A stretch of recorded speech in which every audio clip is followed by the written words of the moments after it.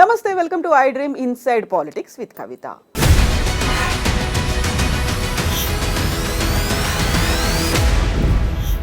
తెలంగాణ రాష్ట్రంలో 1 సంవత్సర పాలన కంప్లీట్ అయిన తర్వాత కేసీఆర్ బయటికి రాబోతున్నారు. 2025లో కేసీఆర్ మరోసారి విశ్వరూపం చూపించబోతున్నారు అంటూ ట్విట్టర్లో ఆస్క్ కేటీఆర్లో భాగంగా కేటీఆర్ ఒక మాటని వెల్లడించారు. సో 2025లో ఏం జరగబోతోంది, తెలంగాణ రాష్ట్రంలో మళ్ళీ కేసీఆర్ హవా కొనసాగబోతోంది అంటూ సోషల్ మీడియాలో బీఆర్ఎస్ కార్యకర్తలు అయితే దాన్ని సర్క్యులేట్ చేస్తున్నారు, ఒక పండగ చేసుకుంటున్నారు.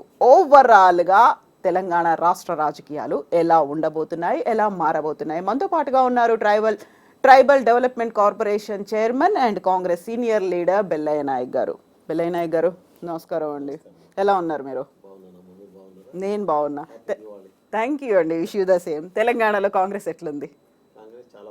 పాలన అసలు బాగాలేదు. హామీలన్నీ పక్కన దారి పట్టించిండ్రు. మీరు ఇచ్చినటువంటి 6 గ్యారంటీ స్కీమ్ల గురించి అసలు ఆలోచించట్లేదు. డైవర్షన్ పాలిటిక్స్ వస్తున్నాయి. మీకు 1 సంవత్సర కాలం పాటు వేచి చూస్తున్నాము, సంవత్సరం తర్వాత మేము బయటకు రాబోతున్నాం, కేసీఆర్ విశ్వరూపం చూపించబోతున్నారు అనే మాట. మీరు చూడండి, మేము 9-10 నెలలుగా వస్తుంది. రేపు డిసెంబర్ అయితే ఇంకా మనం నవంబర్లోకి ఎంటర్ అయ్యాము. ఇవాళనే ఇంకో నెల రోజులు అయితే మేము 12 నెలల పాలనలోకి వస్తాం. ఈ 12 నెలల కాలంలో 4 నెలలు పార్లమెంట్ ఎన్నికల కోసం పోయినాయి మన దగ్గర. 4 నుంచి 4.5 నెలలు. మాకు మిగిలింది 8 months. డిసెంబర్ అయితే ఇప్పుడైతే 7 months, 6 months మేము పాలన చేసినటువంటి పరిస్థితి. మేము ప్రజలకు ఇచ్చినటువంటి హామీ ప్రకారం ప్రజాపాలనను ఏర్పాటు చేస్తామని చెప్పాం. మీడియా ప్రశాంతంగా మాట్లాడుకోవచ్చు, మమ్మల్ని విమర్శించుకోవచ్చు, ప్రజల పక్షాన మాట్లాడవచ్చు, వాస్తవాలు చెప్పవచ్చు, ప్రజలు వాళ్ళ అభిప్రాయాలను బహిరంగంగా చెప్పొచ్చు, ప్రజాప్రతినిధులు కలవచ్చు, ముఖ్యమంత్రిని కలవచ్చు. ఒక డెమోక్రటిక్ కాన్స్టిట్యూషనల్ బేస్ రూలింగ్ సిస్టమ్ని ఎస్టాబ్లిష్ చేస్తామని చెప్పినాం. అది సక్సెస్ఫుల్గా ఎస్టాబ్లిష్ చేసే ప్రయత్నంలో ఉన్నాం, చేసాం ఇప్పటికే. మీరు చూడండి, ముఖ్యమంత్రి గారిని ఎవరినైనా కలవచ్చు, ఎమ్మెల్యేలను కలవచ్చు, ఎంపీలను కలవచ్చు, మీడియా సెక్రటరియట్కి పోవచ్చు, మంత్రుల దగ్గరికి పోవచ్చు, ఇంటర్వ్యూలు తీసుకోవచ్చు, ప్రశ్నించవచ్చు. ఈ ఒక డెమోక్రటిక్ స్పిరిట్ వాతావరణం ఏర్పడ్డది. ఎవరి దగ్గరికి కన్నా పోయి వాళ్ళ సమస్యలు చెప్పుకునేటటువంటి అవకాశం ఏర్పడ్డది. సెక్రటరియట్లోకి సమస్యలు చెప్పుకోవచ్చు. ఇవన్నీ అనుకుంటున్నప్పటికీ కూడా మెయిన్ సమస్య మీరిచ్చినటువంటి 6 గ్యారంటీ స్కీమ్లు, వాటి గురించి అస్సలు పట్టించుకోవట్లేదు. మొత్తం డైవర్షన్ పాలిటిక్స్ చేస్తున్నారు అనేది నిజం కదా? 7వ తారీఖు నాడు రేవంత్ రెడ్డి ముఖ్యమంత్రిగా ప్రమాణ స్వీకారం చేశారు. ప్రమాణ స్వీకారం జరుగుతున్నప్పుడే ముఖ్యమంత్రికి నివాసానికి ఉన్నటువంటి బారికేట్లు తొలగించబడ్డాయి. మరి గమనించారు. ముఖ్యమంత్రి ప్రమాణ స్వీకారం చేసిన తర్వాత 2 గంటల తర్వాత సెక్రటరియట్లు గేట్లు తెరుచుకున్నాయి. సీఎం యాంటీ రూమ్ వరకు జర్నలిస్టులతో సహా ప్రతి ఒక్కరు కూర్చోగలిగినటువంటి పరిస్థితి వచ్చింది. ముఖ్యమంత్రి అధికారిక నివాసం, అంతకుముందు కేసీఆర్ గారు ఉన్నటువంటి అధికారిక నివాసం, స్వామీజీలను కూర్చోబెట్టి దండాలు పెట్టినటువంటి ప్లేసులో సామాన్యుడు కూర్చొని ఫోటోలు దిగి సెల్ఫీలు ప్రజలకు ఇచ్చినటువంటి వాతావరణాన్ని ఎస్టాబ్లిష్ చేసినాం. మేము ఇచ్చినటువంటి హామీలు 9వ తారీఖు 2 రోజుల గ్యాప్తోనే 2 హామీల్ని ఇంప్లిమెంట్ చేయడం మొదలైంది. ఒకటి ఫ్రీ బస్సు. ఆర్టీసీ పరిస్థితి ఎట్లుండే?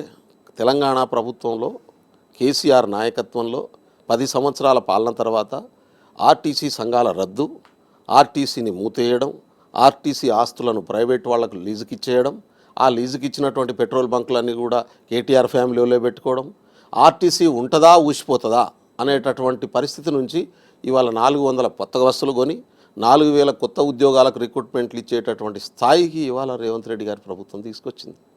ఇది మంచిదా చెడ్డదా? మీరు 10 లక్ష అంతకుముందు ఆరోగ్యశ్రీని మూతేసేసారు. పేదవాడు కార్పొరేట్ హాస్పిటల్ పోవాలంటే భయపడేటటువంటి స్థితి నుంచి మళ్ళీ ప్రతి పేదవాడు 10 లక్షల వరకు ఆ కుటుంబానికి ఏ రకమైనటువంటి రోగం వచ్చినా నయం చేసుకునేటటువంటి స్థాయికి 2 రోజుల గ్యాప్తో డిసిషన్ తీసుకున్నది ఈ ప్రభుత్వం, రేవంత్ రెడ్డి గారి ప్రభుత్వం. ఏ పేదవాడన్నా హాస్పిటల్కి పోతున్నటువంటి పరిస్థితి ఉన్నది. ఇవాళ మళ్ళీ వాళ్ళు ధైర్యంగా వాళ్ళ ఆరోగ్యాలు బాగు చేసుకునేటటువంటి స్థితికి వచ్చినటువంటి మాట వాస్తవం కాదా? కాంగ్రెస్ పార్టీ చెప్పింది చేయడం చేత కాకపోవచ్చు, మేము చేస్తున్నాం చెప్పుకోలేకపోతున్నాం. బహిరంగంగా చెప్పేటటువంటి వాళ్ళు తక్కువ ఉండొచ్చు. కానీ అంతకుముందు పరిస్థితి ఏంది? అంతకుముందు ఎవరన్నా ముఖ్యమంత్రిని కలిసే పరిస్థితి ఉందా? అంతకుముందు ఎమ్మెల్యేలను కలిసే పరిస్థితి ఉందా? ఎక్కడన్నా ప్రభుత్వ భూమి ఉంటే అది నిలబడేటటువంటి పరిస్థితి ఉందా? ఇవాళ వచ్చిన వెంటనే ప్రతి హామీని అమలు చేయడం కోసం చాలా చిత్తశుద్ధితో పనిచేస్తున్నాం.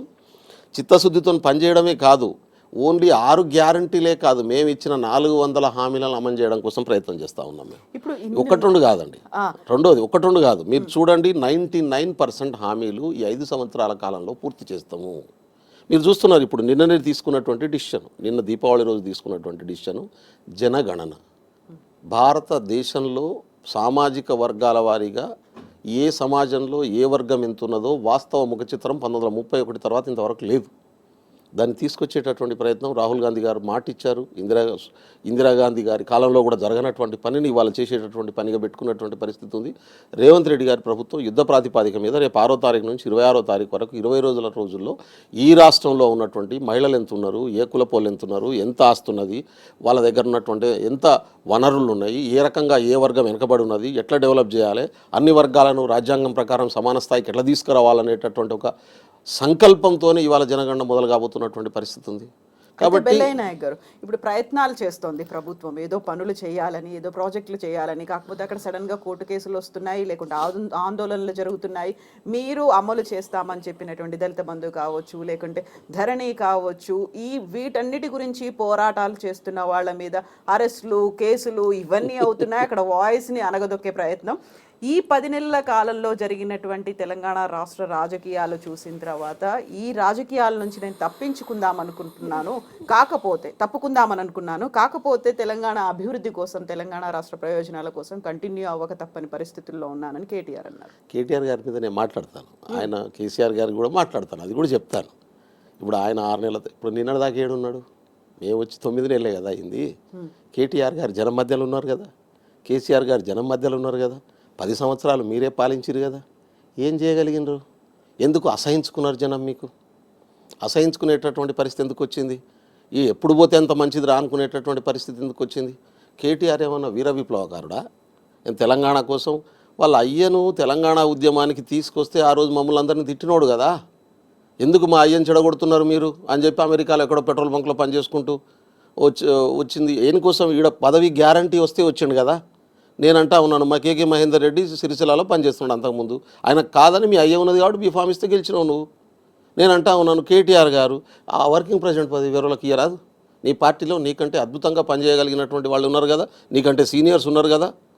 కాబట్టి నువ్వు నిజంగానే ప్రజాసేవ చేయదలుచుకుంటే, నేనున్నా బెల్లయ్య నాయకు ఒక కుల సంఘం పెట్టుకొని 20 సంవత్సరాలు పనిచేసిన, మా తండాలో మా రాజ్యం అని చెప్పిన, తండాలు పంచాయతీలుగా గుర్తించబడ్డ తర్వాత రాజకీయాల్లోకి వచ్చిన.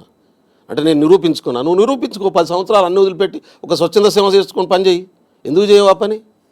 కాబట్టి అధికారం కావాలి, అధికారం ద్వారా వచ్చేటటువంటి సంపద కావాలి. ఈ అధికారం ద్వారా వచ్చే సంపద లేకుంటే ఒక్క సెకండ్ కూడా పనిచేయరు వీళ్ళు. సమాజ సేవ, ప్రజాసేవ, ప్రజల రాజకీయాలు లేవు వీళ్ళ దగ్గర. వ్యక్తిగత ఆర్థిక కుటుంబ ప్రయోజనాలు తప్ప ఇంకో ప్రయోజనం ఉండదు వీళ్ళకి. వీళ్ళు ఏం త్యాగం చేసేటోళ్ళు కాదు. భోగ లాలసతో కూడుకున్నటువంటి జీవితాన్ని గడిపే మహానుభావులు ఇవాళ నీతులు చెప్తే ఎట్లా అర్థం కాదు. 10 సంవత్సరాలు కేటీఆర్ వీరుని లెక్కనే ముఖ్యమంత్రి కుర్చీలో కూర్చున్నాడు. ఆయన తెలంగాణ ఉద్యమంతో ఏమన్నాడమ్మా మీకు తెలుసు కదా కవిత గారు, దళితుణ్ణి తొలి ముఖ్యమంత్రిని చేద్దామని అన్నాడు. ఆ రోజు అందరం యాక్సెప్ట్ చేసినాం. టీఆర్ఎస్లో మేము లేకున్నా టీఆర్ఎస్ ప్రతి ఎన్నికల్లో సపోర్ట్ చేసినాం, దళితుని ముఖ్యమంత్రి చేస్తా అన్నాడు అని చెప్పి. కానీ కుర్చీలో కూర్చునే అవకాశం రాగానే ఎవరు కూర్చున్నారు? ముఖ్యమంత్రి చేయకుంటే తలకాయ నరుక్కుంటా అన్నాడు కేసీఆర్ గారు. నేనలే ఆయన మాట, ఆయన నేను కావలి కుక్క లెక్క ఉంటా అన్నాడు. కానీ కావలి కుక్క లెక్క లేడు, తలకాయ నరుక్కోలేదు, ముఖ్యమంత్రి కుర్చీలో కూర్చునే అవకాశం రాగానే తనకు తాను కూర్చున్నాడు. ఇంతకంటే పెద్ద స్వార్థపరుడు ఏముంటుంది? కాబట్టి కేటీఆర్ గారు, కేసీఆర్ గారు, మీరు 10 సంవత్సరాలు ఆచరించింది ఏంది? మీరు చేసినటువంటి బెనిఫిట్ ఏంది? నేను ఇప్పుడు మీరు అన్న ట్రైకార్ చైర్మన్, అత్యధిక వెనుకబడ్డటువంటి వర్గం ఏదన్నా ఉంటే ఈ దేశంలో ట్రైబల్కు అసెంబ్లీలో కేటాయించిన బడ్జెట్లకి ₹1 ఇయ్యరా? కేటాయింపులు జరుగుతాయి, రిలీజ్ ₹1 కాదు. 17-18, 16-18లో 16-17, 17-18లో జరిగినటువంటి తర్వాత ₹1 రాలే ఇంతవరకు ట్రైకార్కు. ఎందుకు ఈ పరిస్థితి వచ్చింది? ఎందుకు రిలీజ్ చేయలేదు? అప్పుడు తీసుకున్న లోన్లో ఇప్పటికి కూడా మాకు సబ్సిడీలు కావాలని మా ఆఫీస్ చుట్టూ తిరుగుతున్నారు. ఎందుకు ఈ పరిస్థితి తీసుకొచ్చిండ్రు? అంటే ఆ పేదలకు ఇచ్చిన, అత్యధిక వెనుకబడ్డ పేదలకు ఇచ్చినటువంటి డబ్బును కూడా డైవర్ట్ చేసుకొని వీళ్ళు జల్సాల కోసం వాడుకున్నటువంటి దుర్మార్గులు ఇవాళ నీతులు చెప్తేట నాకు అర్థం కాదు. అందుకనే అంటున్నాను, మేము చెప్పేది ఏంటంటే, రేవంత్ రెడ్డి గారు పనిచేయలేదు అనుకోండి, రేపు నేనే ప్రశ్నిస్తా. డైవర్ట్ అయింది అనుకోని కాంగ్రెస్ పార్టీలో ఉన్నటువంటి నాయకులే ప్రశ్నిస్తారు. మేము ప్రజలకు ఇచ్చినటువంటి హామీని 100% అమలు చేపిస్తాం, అమలు చేస్తుంది మా ప్రభుత్వం. నేను కూడా మాట్లాడండి ముఖ్యమంత్రి గారు, ఇవాళ పార్టీ మేనిఫెస్టోనే ఒక భగవద్గీత పెట్టుకొని జరుగుతున్నటువంటి పరిస్థితి ఉంది. కేటీఆర్ గారి వలన, కేసీఆర్ గారి వలన తెలంగాణ సమాజానికి ఏ రకమైనటువంటి లాభం లేదని 10 సంవత్సరాల అనుభవం తర్వాత తేలిపోయినటువంటి పరిస్థితి ఉంది. తెలంగాణ ఉద్యమాన్ని ఆస్తులు పెంచుకోవడం కోసం వాడుకున్నాడు ఆయన. ఒక ఉద్యమం నుంచి క్యారెక్టర్ ఉన్నటువంటి లీడర్షిప్ పుట్టాలి. కానీ తెలంగాణ సమాజం క్యారెక్టర్ని ఎటువైపు డైవర్ట్ చేసిండు కేసీఆర్ ముఖ్యమంత్రి అయిన తర్వాత? తాగుబోతుల వైపు డైవర్ట్ చేసిండు. తిరుగుబాటు నేచర్ ఉన్నటువంటి తెలంగాణ సమాజాన్ని, ఆ తిరుగుబాటు తత్వాన్ని ఉన్నటువంటి డిఎన్ఏను డిఫ్యూజ్ చేసి ఆ ప్రజల మానసిక స్థితిని, చైతన్యాన్ని దిగదార్చే వైపుగా ముఖ్యమంత్రి హోదాలో చాలాసార్లు మాట్లాడి 8,000 కోట్ల లిక్కర్ను 20,000 కోట్లకు పెంచినటువంటి మహానుభావుడు సేల్స్ను ఇంకా ఏం మాట్లాడుకుంటాం వాళ్ళ గురించి మనం? ఇక్కడ ఏ రంగాల్లో అభివృద్ధి కనిపించలేదా? ఐటీ కావచ్చు, ఇండస్ట్రియల్ పాలసీలు కావచ్చు, డెవలప్మెంట్ అంటే కావచ్చు. అభివృద్ధి పారామీటర్ ఏంది కవిత గారు? మానవ జీవితాల్లో గౌరవప్రదమైనటువంటి జీవితాన్ని బతికేటటువంటి పరిస్థితి రావడమా? పెద్ద పెద్ద బంగ్లాలు కట్టుకొని రోడ్లు వేసుకోవడమా? లేకుంటే ఉన్నత వర్గం అభివృద్ధి చెందితే సమాజం అభివృద్ధి చెందినట్ట? కేటీఆర్ గారు తాను ప్రతిష్టాత్మకంగా తీసుకున్నటువంటి ప్రాజెక్టు కాళేశ్వరం, కేసీఆర్ గారు తీసుకున్నటువంటి ప్రాజెక్టు. కాళేశ్వరం ప్రాజెక్టు రీడిజైన్ చేసి స్టేట్ అవే డబ్బులు తినడం కోసం మాత్రమే పెట్టుకున్నాడని చెప్పి ఇలా నిరూపించబడుతున్నటువంటి పరిస్థితి వస్తూ ఉన్నది. ఇన్వెస్టిగేషన్ జరుగుతూ ఉంది దాని మీద. వాస్తవాలు బయటికి వస్తాయి రేపు. ఒక్క గాలొస్తే కొట్టుకుపోయేటటువంటి తాటాకు గుడిసెలెక్క కట్టిన దాన్ని ఇంత దుర్మార్గం కడతారు ఎవడా? నేను ఇంజనీర్ని, ఇరిగేషన్లో పనిచేసిన, డిజైన్ సెక్షన్లో పనిచేసిన, ఎటువంటి బెడ్స్ వేయాల్సినటువంటి పరిస్థితి ఉందో తెలుసుకోవాల్సినటువంటి అవసరం ఉంది. బట్ ఇంత భారీగా వరదలు వచ్చినప్పటికీ, అంత నిండుకుండలా నీళ్లు ఉన్నప్పటికీ కూడా అది స్టేబుల్గానే ఉంది అనేది ఎక్కడమ్మా? ఏమన్నా పిల్లర్లు రేవంత్ రెడ్డి పోయి ఏమన్నా చాకు పెట్టి గీక్తే కింద పడదా? ఎందుకు ఆ క్రాక్లు వచ్చినాయి? కేసీఆర్ గారు మేము రాకముందే వచ్చినాయి కదా. ఇవాళ ఎందుకు డ్యామ్ సేఫ్టీ అధికారులు వచ్చి చెప్తా ఉన్నటువంటి పరిస్థితి ఉంది? మేము కాదే అది కట్టింది, మొత్తం నా మెదడును, నా తెలివినంత రంగరించి కట్టినా అని చెప్పుకున్నాడు కదా. నీ మెదడును, నువ్వు తెలివిని రంగరించి డైరెక్షన్ ఇస్తే ఇవ్వాలి, కానీ దాన్ని ఏం కట్టాలనేది ఇంజనీర్లు డిసైడ్ చేయాల్సి ఉండే. ఇవాళ ప్రతి ఇంజనీరు మాట్లాడుతున్న ప్రతి ఇంజనీరు ఏం మాట్లాడుతున్నాడు? మాకు సంబంధం లేదు, ముఖ్యమంత్రి గారు ఎట్లా చేయమంటే అట్లా చేసినామని చెప్తున్నాడు. డిజైన్ సెక్షన్లో అదే చెప్తున్నారు, కన్స్ట్రక్షన్ సెక్షన్లో అదే చెప్తున్నారు. ఈఎన్సీకి అడిగితే ఎస్సీ మీద చెప్తున్నాడు, ఎస్సీని అడిగితే ఈ ఎగ్జిక్యూటివ్ ఇంజనీర్ మీద చెప్తున్నటువంటి పరిస్థితి ఉంది. అంటే మొత్తం యంత్రాంగం కుప్పగులిపోయిందిడా. ఇంత దుర్మార్గమైనటువంటి పరిస్థితి క్రియేట్ చేసారు. ఓన్లీ ఎప్పుడు డబ్బులు కావాలి, 1000 కోట్లు కావాలా, దాన్ని పెంచండి, ఎక్సలేషన్ తీసుకోండి, డ్రా చేసుకోండి, ఇదే ఏటీఎం లెక్క వాడుకున్నటువంటి పరిస్థితి ఉంది. ఇవి అది క్లియర్గా ఇప్పుడు ఇన్వెస్టిగేషన్లో ఒక్కొక్క స్టేట్మెంట్ చూస్తే బయటకు వస్తున్నటువంటి స్థితి కనబడతా ఉంది. కాబట్టి తెలంగాణ రాష్ట్రాన్ని సర్వనాశనం చేసి 10 సంవత్సరాల్లో 69,000 కోట్లు ఉమ్మడి రాష్ట్రం నుంచి వస్తే 7 లక్షల కోట్ల అప్పుకు తీసుకుపోయినారు. వచ్చే రెవెన్యూలో మోర్ దెన్ 70% ఇవాళ ఇంట్రెస్ట్ కట్టాల్సినటువంటి పరిస్థితి తీసుకొచ్చేటటువంటి స్థితి. 1 కాదు 2 కాదు 48,000 కోట్ల రూపాయల బిల్స్ వదిలిపెట్టి పారిపోయారు. హాస్టల్ పిల్లల మెస్ ఛార్జీలు గుడ్ల పైసలు ఇయ్యారు అంటే నాకు అర్థం కాదు. 4th class employees, out sourcing పనిచేస్తున్నటువంటి వాళ్ళకు 8 నుంచి జీతాలు ఇయ్యారా? 8 నెలల నుంచి జీతాలు ఇవ్వకుండా ఆడ పడేసిపోయినటువంటి పరిస్థితి. ఉద్దేశపూర్వకంగానే తెలంగాణ రాష్ట్ర ఆర్థిక వ్యవస్థను విధ్వంసం చేసిండ్రు. ప్రభుత్వం నుంచి వచ్చినటువంటి సొమ్మును సొంత ఆస్తులు లెక్క మార్చుకున్నారు. 1000 ఎకరాల ఫామ్ హౌస్లు కట్టుకున్నారు. ఏ దేశాల్లో పెట్టిరో ఒక్కొక్కరిని 4 టెస్టులు చేస్తే అన్ని బయటకు వస్తాయి. ఇప్పుడు ఇన్ని ఉన్నాయంటున్నారు. పొంగులేటి శ్రీనివాసరెడ్డి గారు ఒక మాట అన్నారు, దీపావళి ముందే బాంబులు పేలుతాయి, ఒక 8-10 అంశాలకు సంబంధించి అనేది. దీపావళి కూడా అయిపోయింది, అసలు ఏం జరుగుతుంది? ఇన్ని ఇట్లలో అవకతవకలు జరిగాయి, ప్రతి దాంట్లో కరప్షన్ ఉంది అనుకున్నప్పుడు ఎందుకు బయట? గవర్నమెంట్కి ఒక ప్రొసీజర్ ఉంటుందమ్మా. మనం జనరల్గా మనం రోడ్డు మీద మాట్లాడుకున్నప్పుడు, లేకుంటే టీ కొట్లలో మాట్లాడుకున్నట్టు, రచ్చబండ మీద మాట్లాడుకున్నట్టు గవర్నమెంట్ డిసిషన్స్ తీసుకోలేదు. ఏదన్నా ఉంటే కన్సర్న్ డిపార్ట్మెంట్ ఎంక్వైరీ చేసి ఆ ఎంక్వైరీ ప్రాతిపాదిక మీద వాస్తవాల్ని ముందుకు తీసుకొచ్చి ఆ బయట పెట్టిన తర్వాత ఆ రిపోర్ట్ మీద ఆధారపడి చర్య తీసుకోవాల్సినటువంటి పరిస్థితి ఉంటుంది. ఇవాళ ప్రతి దాని మీద ఎంక్వైరీ నడుస్తున్నది. ఇప్పుడు ఇదే కాళేశ్వరం ప్రాజెక్టుకు సంబంధించినటువంటి ఎంక్వైరీ కొనసాగుతున్నది. దానికి కన్సర్న్డ్ అధికారులు అది మీకు చూస్తూ ఉన్నారు. ఒక జడ్జిని పెడితే జడ్జి మీద ఆరోపణ చేసినటువంటి పరిస్థితి. ఆయనకు ఎంత రిప్యుటేషన్ ఉన్నటువంటి జడ్జి, అటువంటి జడ్జి రిజైన్ చేసి వెళ్ళిపోయాడు. ఎందుకంటే అది ఇన్వెస్టిగేషన్ జరగాల్సినటువంటి అవసరం ఉందని వేరే వాళ్ళ ఇంకో జడ్జిని పెట్టి ఇవాళ ఎంక్వైరీ చేస్తున్నటువంటి పరిస్థితి ఉంది. పీసీ ఘోష్ కమిషన్ నీకు జడ్జెస్ పేరు నేను చెప్పకూడదు కాబట్టి నేను ఐఎమ్ నాట్ పేర్లు ఉస్తరిస్తలేను, కానీ వాస్తవాలు బయటికి వస్తాయి. వీళ్ళు చేసిన అరాచకాలు బయటికి వస్తాయి. బయటకు వచ్చిన తర్వాత చర్య ఉంటుంది. చట్ట ప్రకారమే పని జరుగుతుంది. చట్ట ప్రకారమే కాకుండా న్యాయ ప్రకారం కూడా జరగాల్సినటువంటి అవసరం ఉంది.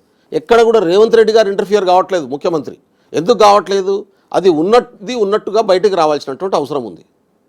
వాళ్ళు అంటా ఉన్నారు మూసీ ప్రాజెక్టు మొదలుగాక ముందే కరప్షన్ జరిగిపోయిందట, దేశంలోనే అతిపెద్ద అతిపెద్ద కరప్షన్ అట.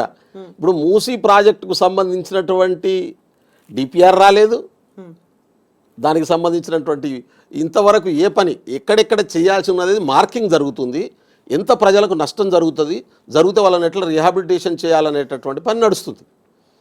దాంట్లో రాష్ట్ర ప్రభుత్వానికి సంబంధించి ఒక్క పైసా పెట్టమనేటటువంటి మాటను ఇప్పటికే ముఖ్యమంత్రి గారు చెప్పారు. రాష్ట్ర ఖజానా నుంచి రూపాయి కూడా ఖర్చు చేయకుండా పీపీ మోడల్లో దాన్ని డెవలప్ చేస్తాం, ప్రైవేట్ అండ్ పబ్లిక్ పార్టిసిపేషన్ మోడల్లో డెవలప్ చేస్తాం, ఒక అద్భుతమైనటువంటి మోడల్ను డెవలప్ చేస్తాం అనేటటువంటి మాటను తీసుకొస్తున్నాడు ముఖ్యమంత్రి. నిజంగా అది గొప్ప ఆలోచన. ఇప్పుడు దాన్ని వీళ్ళు అంటే పచ్చ కామెరలోనికి లోకమంతా పచ్చగా కనబడుతుందట. పూడిక పేరు మీద 25,000 కోట్లు ఖర్చు పెట్టి తినేసిండ్రు, దాంట్లో 5,000 10,000 దాంట్లో పెట్టుంటారు, మిగతా తిన్నారు. 40,000 కోట్లు పైపులు వేసి ఇంటింటికి నీళ్ళు ఇస్తామని చెప్పి దాని పేరు మీద తినేసిండ్రు. 25,000 కోట్ల రూపాయలు పైపులు కొన్నారు. అదే స్టీల్ అథారిటీ ఆఫ్ ఇండియాకో లేకుంటే గవర్నమెంట్ ఆఫ్ ఇండియాకు సంబంధించినటువంటి స్టీల్ ఇండస్ట్రీతోని పైపులు కొని ఉంటే ఒక 30% తక్కువకు వచ్చేటి.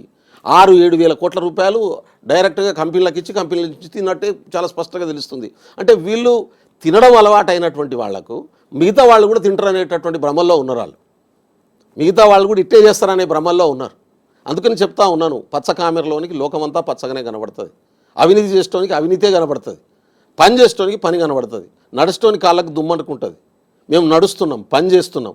వాళ్ళు చేసే తప్పుడు ప్రచారాలకు పని మాత్రమే సమాధానం చెప్తుంది, పని ద్వారానే పరిష్కారం తెలుస్తుంది. జనాలకు ఒక్కొక్కటి అర్థమవుతూ ఉన్నది. ఆర్థికంగా చాలా దారుణమైనటువంటి పరిస్థితి ఉంది. ఆ పరిస్థితిని కూడా తట్టుకొని ఇవాళ గవర్నమెంట్ సెటప్ను సెట్ చేసేటటువంటి పరిస్థితి. మీరు చూడండి, 10 సంవత్సరాల్లో 5 సంవత్సరాలేమో సెక్రటరియట్ లేదు, ఉన్న బిల్డింగ్ గులగొట్టేసిండు. కట్టిన తర్వాత సెక్రటరియట్లో ఆఫీసులు నడవన్నటువంటి పరిస్థితి. ఇవాళ ముఖ్యమంత్రి పోయి 10 గంటల నుంచి సాయంత్రం 9-10 గంటల వరకు ఆడ కూర్చుంటా అంటే ప్రతి సెక్రటరీ వచ్చి కూర్చుంటున్నటువంటి స్థితి. అంతకుముందు 70% కుర్చీలు ఖాళీలు ఉండేటి, ఒక అధికారి కూడా కనపడకపోయేటోడు. ఎందుకు మేమంతా పోయి ఆఫీసులలో కూర్చుంటున్నాం అంటే ప్రతి ఎంప్లాయీ రావాలి, డ్యూటీ చేయాలి, సిస్టమేటిక్గా అడ్మినిస్ట్రేషన్ నడవాలి, ప్రజలకు ఉన్నటువంటి సమస్యలు పరిష్కారం కావాలి. మనకు జీతాలు ఇస్తున్న దానికోసం కదా. ప్రజలకు వీళ్ళంతా కూడా రియల్ ఎస్టేట్ వ్యాపారాలు చేసుకోవడానికి అలవాటు చేసినటువంటి పరిస్థితి, సెటిల్మెంట్లకు అలవాటు చేసినటువంటి పరిస్థితి. సగం వ్యవస్థను కుప్ప చేసిపోయిండు. ఎందుకంటే వీళ్ళని ఇట్లే చేసేది. ఆ ఎమ్మెల్యేలు జిల్లాలలో అదే పని చేసేటోళ్ళు. మొత్తం గవర్నమెంట్ భూములు ఎక్కడున్నాయి, పేదోని భూములు ఎక్కడున్నాయి, గుంజుకోవాలి, వాడు దొంగ పేరు రాయించుకోవాలి, ఎక్కించుకోవాలి, ఇదే పని. మీరు ఇంతకుముందు ధరణిది అడిగిండ్రు, ధరణి మీద కూడా కమిటీ చేసినాం మేము. ఆ కమిటీ వేసి ఆ రిపోర్ట్ ఇచ్చింది, రిపోర్ట్ బేసిస్ మీద కొత్త చట్టాన్ని తీసుకొచ్చి మళ్ళీ రీఎస్టాబ్లిష్ చేసే పని జరుగుతున్నటువంటి పరిస్థితి ఉంది.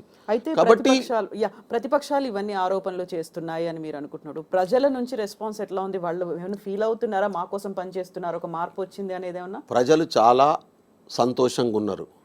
ఈ పేపర్లు చదివేటోళ్ళు, టీవీలు చూసే బ్యాచ్ ఒకటి ఉంటుంది, రచ్చబండ కాడ కూర్చునే బ్యాచ్. వాళ్ళని కూడా నేను రెస్పెక్ట్ చేస్తాను. జనరల్గా వాళ్ళల్లో అనుమానాలను క్రియేట్ చేయడం కోసం రకరకాల ప్రయత్నాలు చేస్తాడు. కేటీఆర్ గారు ఒక 20 యూట్యూబ్ ఛానల్ పెట్టించండి ఈ మధ్యన. ఆయనకు అర్థమైంది. ఎందుకంటే 2 రకాల అంతకుముందు యూట్యూబ్ ఛానల్ ఎవరు పెట్టుకున్నారు, మెయిన్ మీడియాలో తమ కంటెంట్ను రాసి ఉన్నది ఉన్నట్టుగా ప్రజల పక్షాన చెబుదామంటే మేనేజ్మెంట్ చెప్పనీయకపోవడం వల్ల బయటకు వచ్చి పెట్టుకున్నటువంటి వాళ్ళు చాలామంది. అట్లా పెట్టుకొని ప్రజల పక్షాన కొట్లాడదామని చెప్పి ఇబ్బంది పడుకుంటూ, తిండి లేకున్నా ఏదో సొంత పైసలు తెచ్చి నడిపించినటువంటి మీ ఐ డ్రీమ్ కూడా అట్లా పుట్టింది. ఇట్లా పుట్టినటువంటి చాలా సంస్థలు ఉన్నాయి. ఇవి ప్రజల పక్షాన్ని నిలబడి కొట్లాడుతున్నటువంటి పరిస్థితి. ఈ మధ్యకాలంలో కేటీఆర్ కోసమే పనిచేసేటటువంటి ఛానళ్ళు పెట్టించుకున్నాడు ఆయన. ఎందుకు పెట్టించాడో మీకు తెలుసు, నాకు తెలుసు. నేను ఇక మళ్ళీ ఎవరిని ఇన్సల్ట్ చేయదలుచుకోలేదు. కానీ ఎన్ని రోజులు చూస్తారు? 4 రోజులు చూసిన తర్వాత ఈయన కంటెంట్ ఏడో అర్థమైన తర్వాత వాస్తవాలు బయటకు వస్తాయి. వాస్తవాలు బయటకు వచ్చిన తర్వాత చూడడం మానేస్తారు జనాలు. వాటిని చూడడం మానేసినాక మళ్ళీ దుకాణం మూసుకోవాల్సినటువంటి పరిస్థితి వస్తుంది. కేటీఆర్ గారు చేసేటటువంటి పని కూడా అదే. ఆయన ఎన్ని రకాల ప్రయత్నాలు చేయనిగాక, ఎన్ని రకాల విధ్వంసాలు చేయనిగాక, ఇప్పుడు 50,000 మంది ఉద్యోగుల భర్తీని కంప్లీట్ చేసినాం మేము వచ్చినాం కదా 8 నెలల కాలంలో. నోటిఫికేషన్లు మేము ఇచ్చినాం అంటున్నారు వాళ్ళు. ఎందుకు భర్తీ చేయలేదమ్మా? అప్పుడు నోటిఫికేషన్లు ఇప్పుడు ఒక్క డిఎస్సి ఎందుకు కండక్ట్ చేయలేదు? 60 రోజుల్లో డిఎస్సి కండక్ట్ చేసి ఎగ్జామ్ పెట్టి రిజల్ట్ ఇచ్చి 11,000 టీచర్ అపాయింట్మెంట్ ఆర్డర్స్ ఇచ్చినమే. ఇప్పుడు నీకు అపాయింట్మెంట్ ఆర్డర్ ఇస్తే నువ్వు జాయిన్ అయ్యి ఉద్యోగం శాలరీ తీసుకుంటే నీకు ఉద్యోగం వచ్చినట్టు. నోటిఫికేషన్ వేసినాం మేము, వేస్తే ఏమైంది? ఎందుకు కంప్లీట్ చేయలే? ఎందుకు పూర్తి చేయలే? చేయాలనే చిత్తశుద్ధి ఎందుకు లేక నీకు? నువ్వు చేసింది 2022లోనే విశ్వాల్ కమిటీ చేస్తే 192,000 ఉద్యోగాలు ఖాళీ ఉన్నాయని చెప్పి కమిటీ రిపోర్ట్ ఇస్తే ఆ రిపోర్ట్ బేసిస్ మీద ఇదే కేసీఆర్ గారు ముఖ్యమంత్రి హోదాలో అసెంబ్లీలో మాట్లాడుతూ 8 నెలల కాలంలో 90,000 ఉద్యోగాల్ని భర్తీ చేస్తామని చెప్పి మాట ఇచ్చిండు కదా. 2 సంవత్సరాలైనా 85,000 90,000 ఎందుకు పూర్తి చేయలేకపోయింది ఆయన? కాంగ్రెస్ కూడా మేనిఫెస్టోలో అదే పెట్టుకుంది, ఫస్ట్ కాంగ్రెస్ ఇయర్ లోనే షెడ్యూల్ 2 లక్షల ఇచ్చేసింది. ఉద్యోగాలు ఇస్తాము. అమ్మ కాంగ్రెస్ షెడ్యూల్ ప్రకారం ఇస్తుంది. ఇప్పుడు మొన్న ఉద్యోగాల నోటిఫికేషన్ ఇచ్చినాం, విద్యార్థులు వచ్చి మాకు ఓవర్లాప్ అవుతున్నాయి, వీటిని పోస్ట్ పోన్ చేయండి అంటే పోస్ట్ పోన్ చేయాల్సిన పరిస్థితి ఉంది. 10 సంవత్సరాలు తెలంగాణ ఉద్యమంలో ఉద్యోగాల్లో సగం భర్తీ కాలేదు, అప్పుడు విద్యార్థులు ఇబ్బంది పడ్డారు. 10 సంవత్సరాల తెలంగాణ వచ్చినాక కూడా ఉద్యోగాల భర్తీ కాలేదు, విద్యార్థులు ఇబ్బంది పడ్డారు. ఇవాళ మొత్తం ఏ లైబ్రరీ కన్నా పోయండి, ఎక్కడికన్నా పోండి, మీరు ఎట్లా చదువుతున్నారో చూస్తారు. మేము అంటున్నాం కదా 1 ఇయర్లో కాకుంటే 15 నెలల్లో పట్టవచ్చు, 16 నెలలు పట్టవచ్చు, ఒక 6 నెలలు ఎక్కువ పట్టవచ్చు టైం. కానీ కంప్లీట్గా ప్రతి ఉద్యోగాన్ని ఖాళీని భర్తీ 2 లక్షలే కాదు 2 లక్షల కంటే ఎక్కువ ఖాళీలు ఏర్పడతాయి, అవి కూడా భర్తీ చేయాలనే నిర్ణయానికి మా ప్రభుత్వం వచ్చింది. ఇప్పటికి 50,000 దాటినాయి. నోటిఫికేషన్ ఇచ్చిపోయారు, నోటిఫికేషన్ మాత్రమే ఇచ్చిపోయారు. ఎగ్జామ్ కండక్ట్ చేసింది మేము, పేపర్లు అమ్ముకున్నారు కాదమ్మా ప్రైవేట్ వాళ్ళతో. ఇంతకంటే ఏం చెప్తా నేను, ఓపెన్గానే. గ్రూప్ 1కి సంబంధించి మొన్న అంత గొడవ జరిగింది, ఆందోళనలు అయ్యాయి, వాళ్ళని అరెస్టులు చేశారు, లాఠీ చార్జీలు అయ్యాయి. మరి వాళ్ళకు ఉన్నటువంటి కన్సర్న్ని, వాళ్ళకి ఏదైతే ఒక మీరు మిస్కన్సెప్షన్ అంటున్నారు, దాన్ని ఎందుకు క్లియర్ చేయలేకపోయారు అసలు? చూడమ్మా, గ్రూప్ 1 నోటిఫికేషన్ ఇచ్చినాం. లాస్ట్ 18 సంవత్సరాల నుంచి గ్రూప్ 1 నోటిఫికేషన్ లేదు. మీరు చెప్తే బాధపడతారు. తెలంగాణ రాష్ట్రం ఏర్పడిన తర్వాత ఆంధ్రప్రదేశ్కు 48% ఉద్యోగులు ఆంధ్రప్రదేశ్కి వెళ్ళిపోయారు, 42% మన దగ్గరికి వచ్చిండ్రు. ఎందుకంటే మన జనాభా 42% ఉన్నది కాబట్టి. వచ్చిన తర్వాత చాలా పోస్టులు ఖాళీ ఉన్నాయి, చాలా పొజిషన్స్ ఖాళీ ఉన్నాయి. నేను ఇంతకుముందే మీకు చెప్పిన, ఇప్పుడు ట్రైకార్ చైర్మన్ నేను, నాకు ఒక ఎండి ఉంటాడు, ఎండి గ్రూప్ 1 పోస్టు. ఆ ఎండి పోస్టు డిసిషన్ మేకర్ ఎండి, చాలా కార్పొరేషన్స్కి ఎండీలు ఉంటారు. ఎండి పోస్ట్ ఆంధ్రప్రదేశ్కి వెళ్ళిపోయింది. ఎక్స్ అఫిషియో పేరు మీద కమిషనర్ గారు ఇన్ఛార్జ్ ఉండి చేస్తున్నాడు. ఒక్కొక్క డిపార్ట్మెంట్కి 8 డిపార్ట్మెంట్లకు ఒక ఆయన ఇన్ఛార్జి. ఎట్లా పని చేయగలుగుతారా ఆఫీసర్లు? సాధ్యమైద్దా? 9 డిపార్ట్మెంట్లు 10 డిపార్ట్మెంట్లు ఒక ఆఫీసర్ చూడగలుగుతారా? 10 సంవత్సరాల కాలం ఏం చేశారు మీరు? ఎందుకు ఒక ఎండి పోస్ట్ శాంక్షన్ చేయలే? ఎందుకు ఎండీకి నియమించలే? 40,000 మందికి ప్రమోషన్స్ ఇచ్చింది ఈ ప్రభుత్వం రాగానే. ఎందుకంటే స్ట్రాటజిక్ పొజిషన్లో ఎంప్లాయీస్ లేరు ఉండాల్సిన ప్లేస్లో. ఇస్తే తప్ప అక్కడ పని జరగదు. ప్రభుత్వం తీసుకునే నిర్ణయాలను ప్రజలకు చేరవేయాల్సింది ఉద్యోగులే.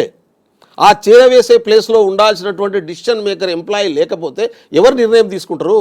ముఖ్యమంత్రి తీసుకుంటారా? ప్రతిదాని కేసీఆర్ తీసుకున్నట్టు ఫామ్ హౌస్లో కూర్చొని? అట్లా కాదు కదా. పాలన అనేది రాజ్యాంగబద్ధంగా సాగాల్సినటువంటి అవసరం ఉంది. అందుకనే ఇవాళ గ్రూప్ 1 ఉద్యోగులు అవసరం ఉంది. ఎంత క్విక్గా అయితే అంత క్విక్గా రిక్రూట్మెంట్ జరగాల్సినటువంటి అవసరం ఉంది. గ్రూప్ 2, గ్రూప్ 3, గ్రూప్ 4 ఉద్యోగుల రిక్వైర్మెంట్ ఉన్నది. ఆ ఉద్యోగులంతా వస్తే తప్ప ఈ ప్రజల కష్టాలు తీరవు. ప్రభుత్వం తీసుకుంటున్నటువంటి నిర్ణయాలు ప్రజలకు చేరవేర్చేటటువంటి యంత్రాంగాన్ని విధ్వంసం చేసేసిరమ్మా. చాలా బాధ అనిపిస్తున్నది మాట్లాడడానికి. ఫైల్ రాసే సూపరింటెండెంట్ లేడు చాలా డిపార్ట్మెంట్లో. ఆ పోస్ట్ ఆంధ్రప్రదేశ్కి వెళ్ళిపోయింది. 10 సంవత్సరాలు ఏం చేసినావు నువ్వు? ఎందుకు దాన్ని సరి చేసే ప్రయత్నం చేయలేదు? కొత్త పోస్టులు శాంక్షన్ చేసే పని ఎందుకు చేయలేదు? అక్కడ రిక్రూట్మెంట్ చేసే పని ఎందుకు చేయలేదు? ఇప్పుడు మీరు రాజ్యాంగబద్ధంగా అన్నారు, రూల్ ఆఫ్ రిజర్వేషన్స్కి సంబంధించి వాళ్ళలో కొంచెం వ్యతిరేకత, ఆందోళన ఇవన్నీ వచ్చాయి. At the same time supreme court కూడా ఎస్సీ ఎస్టీ వర్గీకరణ చేయాలి ఉద్యోగాలకు సంబంధించి, రిజర్వేషన్ల కేటాయింపు. ఇక్కడ మందకృష్ణ మాదిగ గారు ఒక మాట అన్నారు, ఏఐసిసి చైర్మన్ మల్లికార్జున ఖర్గే మాల కాబట్టి మాదిగలంటే వ్యతిరేకం, తెలంగాణకి సంబంధించి ఆ వర్గీకరణ జరగకపోవచ్చు అనేటువంటి ఒక అభిప్రాయాన్ని, అనుమానాన్ని వ్యక్తం చేశారు. ఇప్పుడు ఎస్టీకి సంబంధించి ఆ వర్గీకరణ ప్రక్రియ ఎక్కడి దాకా వచ్చింది అసలు తెలంగాణలో? అమ్మా, ఈ సుప్రీంకోర్టు జడ్జిమెంట్ నేను చూసిన. సుప్రీంకోర్టు జడ్జిమెంట్ ప్రకారం జనాభా లెక్కల్ని సేకరించి వర్గీకరణ చేయాల్సి ఉంటుంది. ఒకసారి చూడండి, కృష్ణమాది గారు మొత్తం చదివిరో లేదో నాకు తెలియదు, కానీ ఆయన చెప్తున్నాడు. ఆయనకు ఆందోళన ఏమున్నదంటే 30 సంవత్సరాల నుంచి కొట్లాడుతూ ఉన్నాడు ఈ సమస్య మీద. అది కేంద్ర ప్రభుత్వం దాకా పోయింది, సుప్రీంకోర్టు దాకా పోయింది. సుప్రీంకోర్టు ఫేవర్గా జడ్జిమెంట్ ఇచ్చింది, జనాభా ప్రకారం ఇవ్వండి అని చెప్పి. జనాభా ప్రకారం 2021లో జరగాల్సినటువంటి జనాభా లెక్కల సేకరణ జరగలేదు. మోడీ ప్రభుత్వానికి ఇష్టం లేదు జనాభా లెక్కలు సేకరించడం అనేది. 2011లో జరిగినటువంటి సామాజిక వర్గాల వారీగా చేసినటువంటి జనాభా లెక్కల్ని బయట పెట్టనీయలేదు కోర్టులో, అప్పుడు దాన్ని ఆపించినటువంటి పరిస్థితి ఉంది. ఇవాళ రేపు జనవరి నుంచి కేంద్ర ప్రభుత్వం జనాభాని సమగ్ర సర్వేని మొదలుపెట్టింది. మా రాష్ట్ర ప్రభుత్వం రేపు 6వ తారీఖు నుంచి 26వ తారీఖు వరకు ఇక్కడ కూడా జనాభా లెక్కల్ని సేకరించబోతున్నది. ఎస్సీ వర్గీకరణకు కాంగ్రెస్ పార్టీ కట్టుబడి ఉన్నది. మల్లికార్జున్ ఖర్గే గారు ప్రధానమంత్రి, ఏఐసిసి ప్రెసిడెంట్ ఉన్నారా, రాహుల్ గాంధీ గారు ఉన్నారా, మీరున్నారా, నేనున్నారా, కృష్ణమాదిక్ గారు ఉన్నారా అనేది విషయం కాదు. ఒకసారి పార్టీ పాలసీ పరమైనటువంటి నిర్ణయం తీసుకుంటే ఆ పాలసీని 100% అమలు చేసి తీరుతుంది కాంగ్రెస్ పార్టీ. ఎస్సీ వర్గీకరణ విషయంలో కాంగ్రెస్ పార్టీకి రెండో ఒపీనియన్ లేదు. 100% తెలంగాణలో ఎస్సీ వర్గీకరణను అమలు చేస్తుంది. నేను కృష్ణమాది గారికి చెప్తా ఉన్నాను, మాదిగ జాతికి చెప్తా ఉన్నాను. అదేవిధంగా గిరిజనులలో కూడా, ఎస్టీలలో కూడా వర్గీకరణ కావాలనే డిమాండ్ ఉన్నది. నేను కూడా అంటున్నాను, జనాభా ప్రకారం ఎవరి వాటా వాళ్ళకి ఇవ్వాల్సిందే. తప్పే ఉన్నది దాంట్లో, నష్టమే ఉన్నది దాంతోనే. ఎవరి వాటా వాళ్ళకి ఇస్తే ఇప్పుడు చింత చేసుకోవాల్సినటువంటి అవసరం ఏముంది? కాబట్టి దాన్ని ఇంప్లిమెంట్ చేయాలి. కాబట్టి దానికి కావాల్సినటువంటి టెక్నికల్ డాక్యుమెంట్ ఏదైతే కావాలో సుప్రీంకోర్టు ఇచ్చినటువంటి డైరెక్షన్ మేరకే జనాభా లెక్కల సేకరణ జరగాల్సినటువంటి అవసరం ఉంది. రేవంత్ రెడ్డి గారు కానీ మా ప్రభుత్వం కానీ ఎస్సీ వర్గీకరణకు జడ్జిమెంట్ వచ్చిన రోజే అసెంబ్లీ సాక్షిగా చెప్పినటువంటి పరిస్థితి, అందరికంటే ముందు అమలు చేస్తాము అని చెప్పి.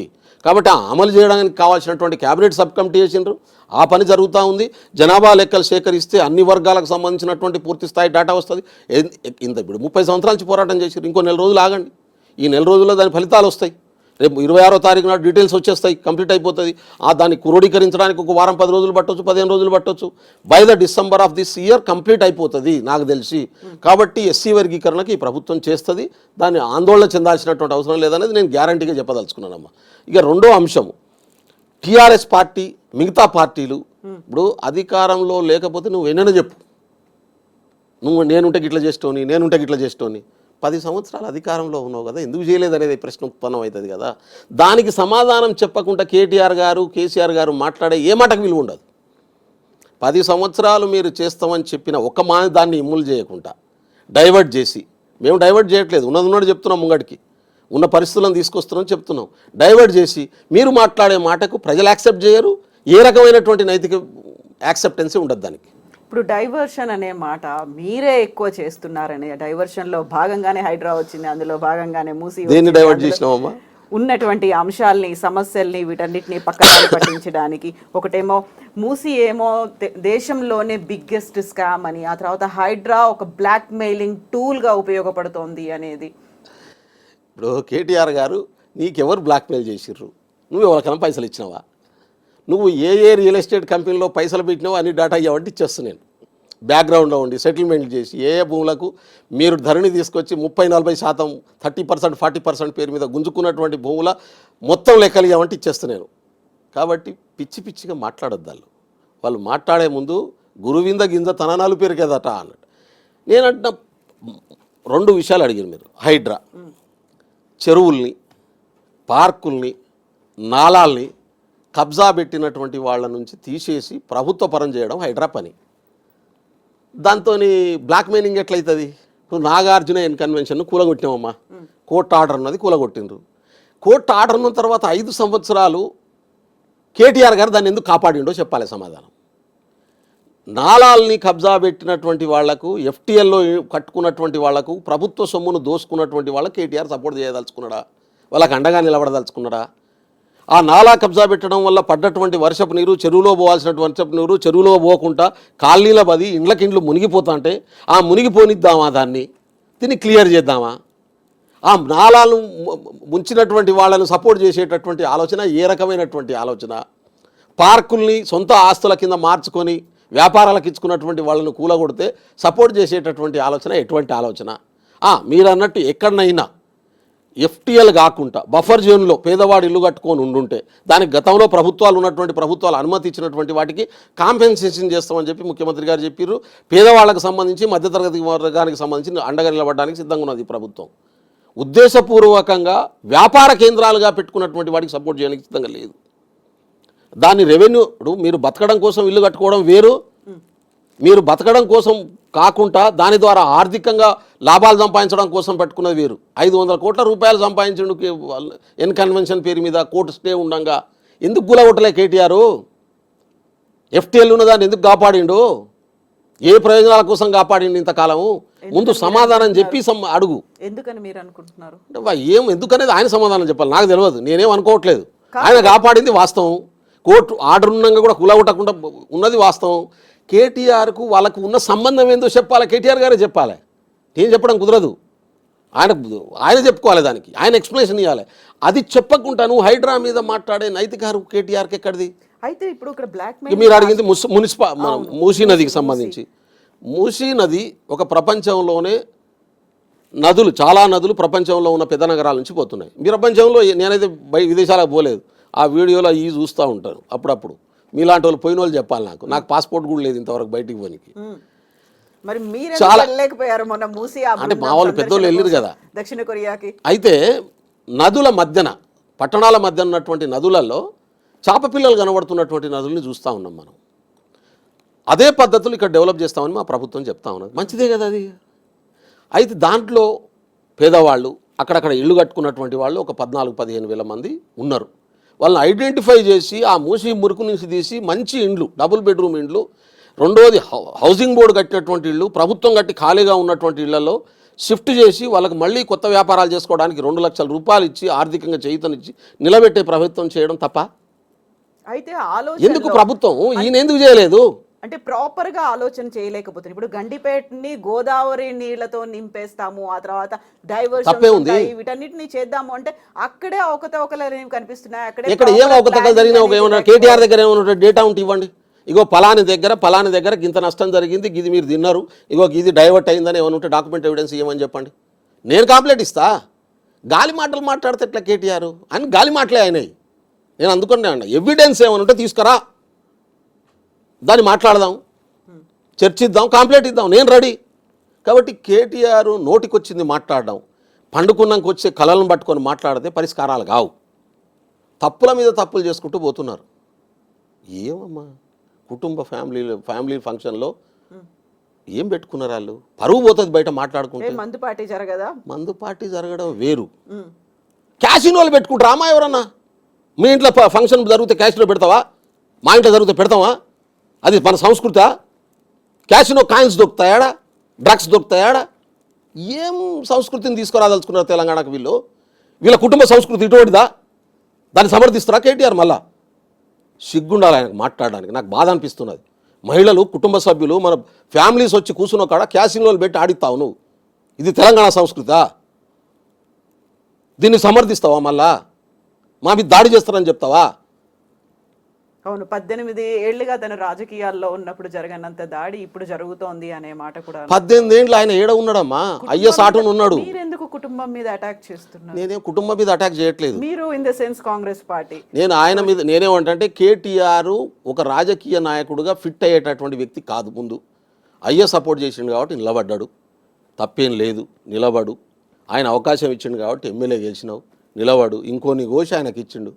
తెలంగాణ ఉద్యమాన్ని హైకోర్టు ఒక అడ్వకేట్గా ఉండి మొదలైనటువంటి తెలంగాణ లాయర్ ఫోరంలో సభ్యుడిగా ఉన్నటువంటి కేకే మహేందర్ రెడ్డి అవకాశాన్ని చంపి ఆయన గొంతు కోసి ఈయనకు టికెట్ ఇచ్చిండు. వాళ్ళ అయ్యా బీఫామ్ ఇచ్చే అధికారం పార్టీలకు ఉంటుంది, ఆ పార్టీ అధ్యక్షుడు ఆయన ఉన్నాడు కాబట్టి ఇచ్చిండు.